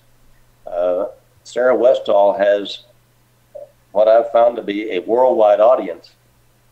And I'm happy to say I've been busy selling books, or Awesome. shipping books, at least. That's great. So I'm happy about that. But there are more and more people trying to learn about these things from an amazing array of countries, including, I'm happy to say, the United States. And so we'll see how things go from here. Mm-hmm. It still, though, is such a meager showing on my part as far as book sales compared to what occurred between 1880 and 1900 with Henry George's book, Progress and Poverty. Mm-hmm. In those 20 years, he sold something like 2 million copies. That was before television. It was before the internet. It was before well, I guess maybe they had telegraph. I'm not sure exactly where telephones came in. In any event, you see my point. Well, I see your point, and your point being is that any of the major media outlets, they don't want to hear what you have to say, right? And they don't want to promote what your book details. But to our conservative audience, we're very happy to again put up the website classicalcapital.com. Right on the home page, you guys, if you scroll down just a little bit, you'll see the book, The Fruits of Graft. Click it, and if you buy it from Amazon, you can have it delivered within a day or two. Depends upon how close you are. And I think there's even do you have a downloadable version as well? There is an ebook okay. on Kindle on Amazon, and so that one is $10. Okay. The hardback is a hardback, and it's $25. And so, in event, thank you for having me. It's a pleasure as always, folks. I encourage you to go to classicalcapital.com, grab yourself a copy of The Fruits of Graft, and also spend some time reading some of the other essays that Wayne has written on his site. And as always, we look forward to talking to you again next Wednesday. Thank you very much, Dwayne. You have a good day. Have a great day. Okay, guys, we are going to wind it up, wind it down on the S&P 500, Emini Futures, the Concierge Trade Alert again. So 24.44, we got a 5-point drop out of that move. Looking for a potential drop from 24.42 to 24.39. On the Dow, we said to consider selling 21,820 in last night's email. And for anyone that did not grab a screenshot of last night's email, there it is for you to use whatever method you use to do a screen grab. Got it? 3, 2, 1. Okay. All right.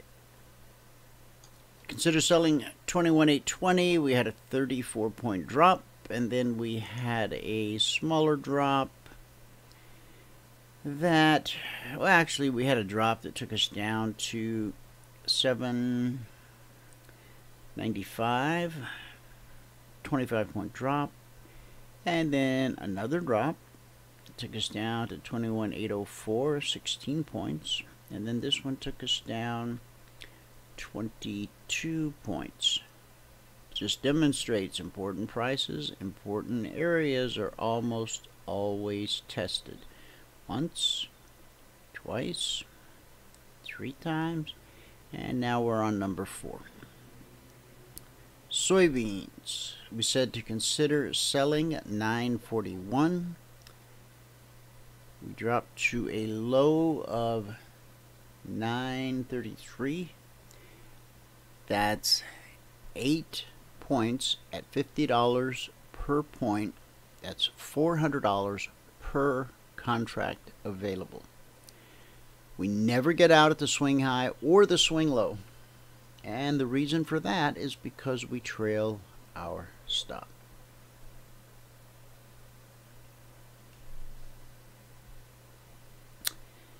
Moving on from soybeans, bonds, we had no trigger long or short.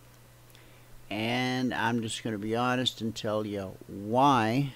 Because on the buy side, it should have read 155.28, but it read 156.28. I fat fingered that. So because I fat fingered it, we have no trigger long or short. And moving on from there, crude oil, we said to consider buying 47.80.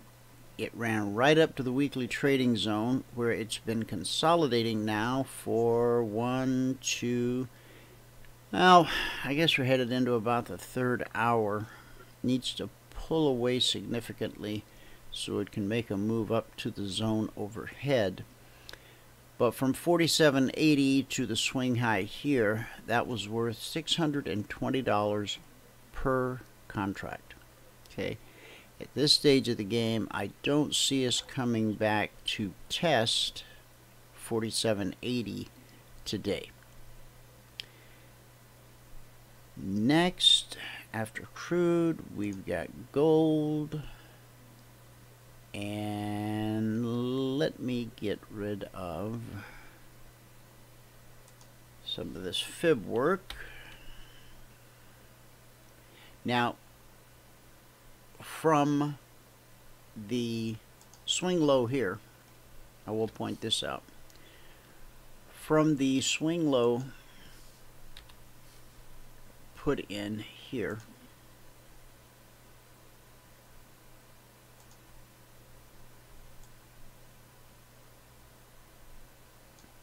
as you can see, this pullback that we've had right at the 50% retracement, and also these are a dynamic support dots, and unlike some, ours don't disappear. Okay, once they print, they hold their ground. Okay, we came down to the 50%, we caught a bounce, we came back to the 50% again, but buyers are pretty adamant. They stood their ground at 12.92. We've driven it back up now to 12.95.30. On the Concierge Trade Alert, we were looking to buy 12.94, which is right here. 12.94.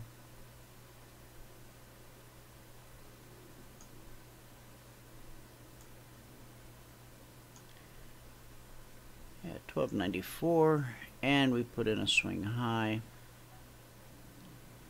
at 12.97. So that's $300 per contract available.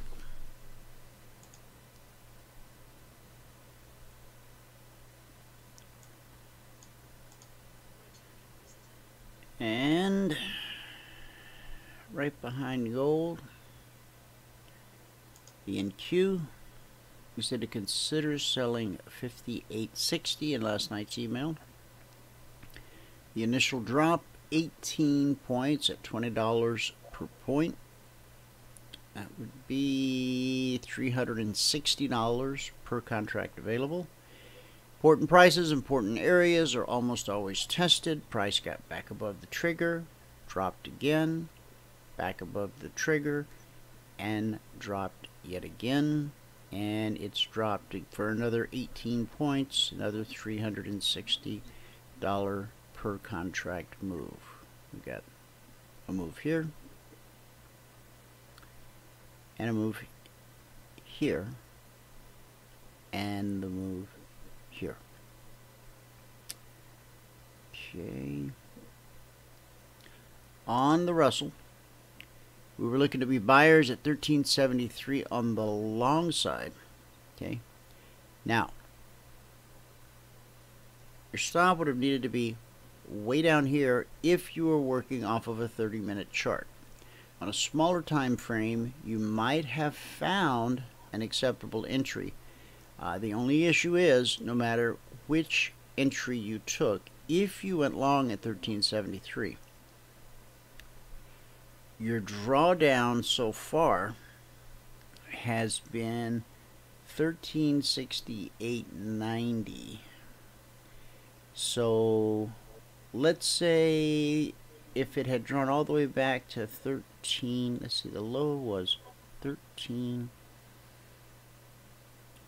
the low 1367. Okay, 1367. That's a 6-point move at $50 per point. That's $300. The most we risk on a Concierge Trade Alert is $300 per contract. So if on a smaller time frame you did find a way to enter the trade, you got stopped out. Okay, just plain and simple. No matter where you got in, even if you'd have stuck your stop down here, which we would not recommend you doing, because again, we don't want to risk more than $300 per contract on a Concierge Trade Alert. If we have to risk more than $300, we should probably be trading it in the other direction. So we've covered gold, we've covered the Russell, we've covered the NQ, we've covered crude oil, we've covered the bonds, we have covered soybeans, which gave us a nice move to the downside. Covered the Dow. Okay, again, breaking down on the Dow, down through that 21,820. And on the S&P, we're just kind of hanging right above here. We're at 43. And the trade we were looking for is 24.42 to 24.39. So I'm going to leave you with that for today. Today is Wednesday. Tomorrow being Thursday. Thursday is our partners workshop. If you have been on the trial for the past week and you've downloaded the platform and you've put the indicators to work and you've seen that what we say is actually true. Trading's not easy, but it can be simple. The world wants to convince you that it's incredibly complicated, that you need Bollinger Bands and advanced decline lines and stochastics, and oh my goodness, it just never ends. And tomorrow, Thursday, Ed, our every other Thursday friend, our resident Elliottician, he'll be with us, and he'll give you his version of what some people feel that you need, and that's the wave count. Fair enough. I'm sure that many people use Bollinger Bands successfully, as they do Elliott waves, as they do stochastics, as they do advanced decline lines. It's just a whole lot of stuff. I mean, how much stuff are you going to buy? How much stuff can you put on your screen? How much stuff do you need to put on your screen? I can take any one of our indicators, and because I know how to read a chart, I can navigate that chart. We can teach you how to read a chart. We can help you understand what price is attempting to do. Price in and of itself does nothing. It's the buyers and the sellers who move price back and forth, back and forth. If you've been on the trial, if you put the indicators through their paces, if you realize that this is something so simple that you really can learn how it's done, then check your inbox, because you should have an email today from Michael that tells you exactly what it takes to become a partner. And compared to the $29,000 that the guy on late night TV wants to charge you to teach you how to trade, boy, sure makes our price look awful humble. Good God. He used to charge $7,000, but I guess he really got full of himself. And what's amazing, and I'm not going to call the company name, but we have a large percentage of our partners actually went through the training class that that company offers. Many of them paid the $7,000 fee when it was $7,000. I don't know that we've had any partners sign on that as of yet, that paid the $29,000. It'll probably take a while for them to save up some money so that they can come back through. We don't profess to be able to teach how to trade in 5 days. That's just absolutely ridiculous. Even though our methodology is so simple. Bullish cross, price pulls away, price pulls back, up close, buy the open, the next candle. That's it. That's a long trade. Well, gee, do you really need 90 days to teach me that? Yeah, to make sure that you fully understand it, to put you in the simulator and have you prove to yourself that you understand it, to have you prove to yourself that it really does give you a definable edge in the market. Because as long as you have a definable edge in the market, that's all you need. You also need to learn how to think in probabilities. You see, the best and brightest trader on Wall Street, the guy with the co-located servers, staff running around, lots of big screens all over the place, on his best day, he knows that he is only going to be profitable 7 out of 10 trades on his best day. But yet he's the most successful guy on Wall Street? How's that possible? Because he understands that it's a business based on probabilities. And that if he tries to, quote unquote, beat the odds, in other words, become an 8 out of 10, a 9 out of 10, or a 10 out of 10 guy, then he'll end up going broke like 90% of traders do. So which way do you want to go?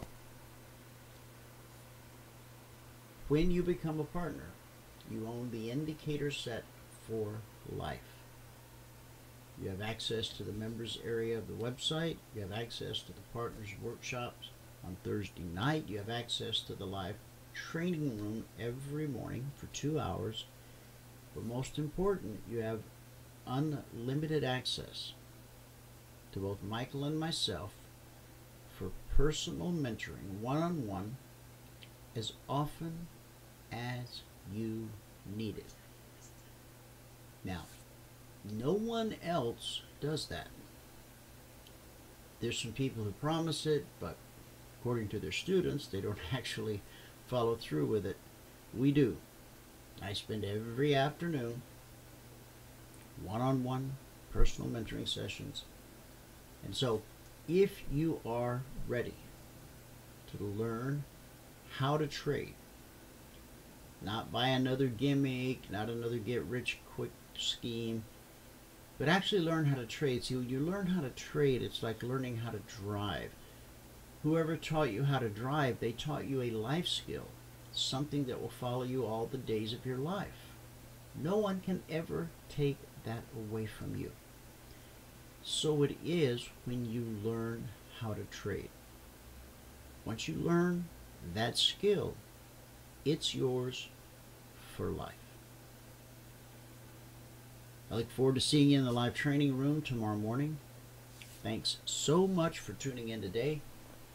Whoever you are, wherever you are, may God continue to richly bless you with His mercy and with His grace. And I'll see you at the bell.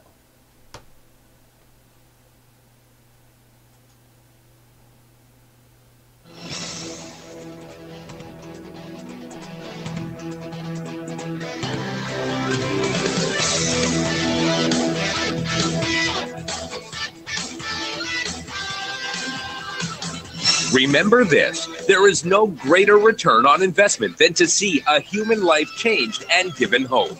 As always, pray hard and trade safe.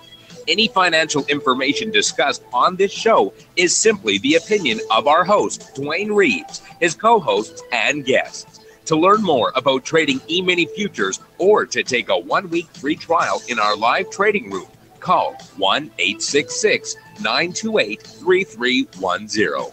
866-928-3310. Information discussed on this radio program should not be construed as a recommendation to buy or sell any security.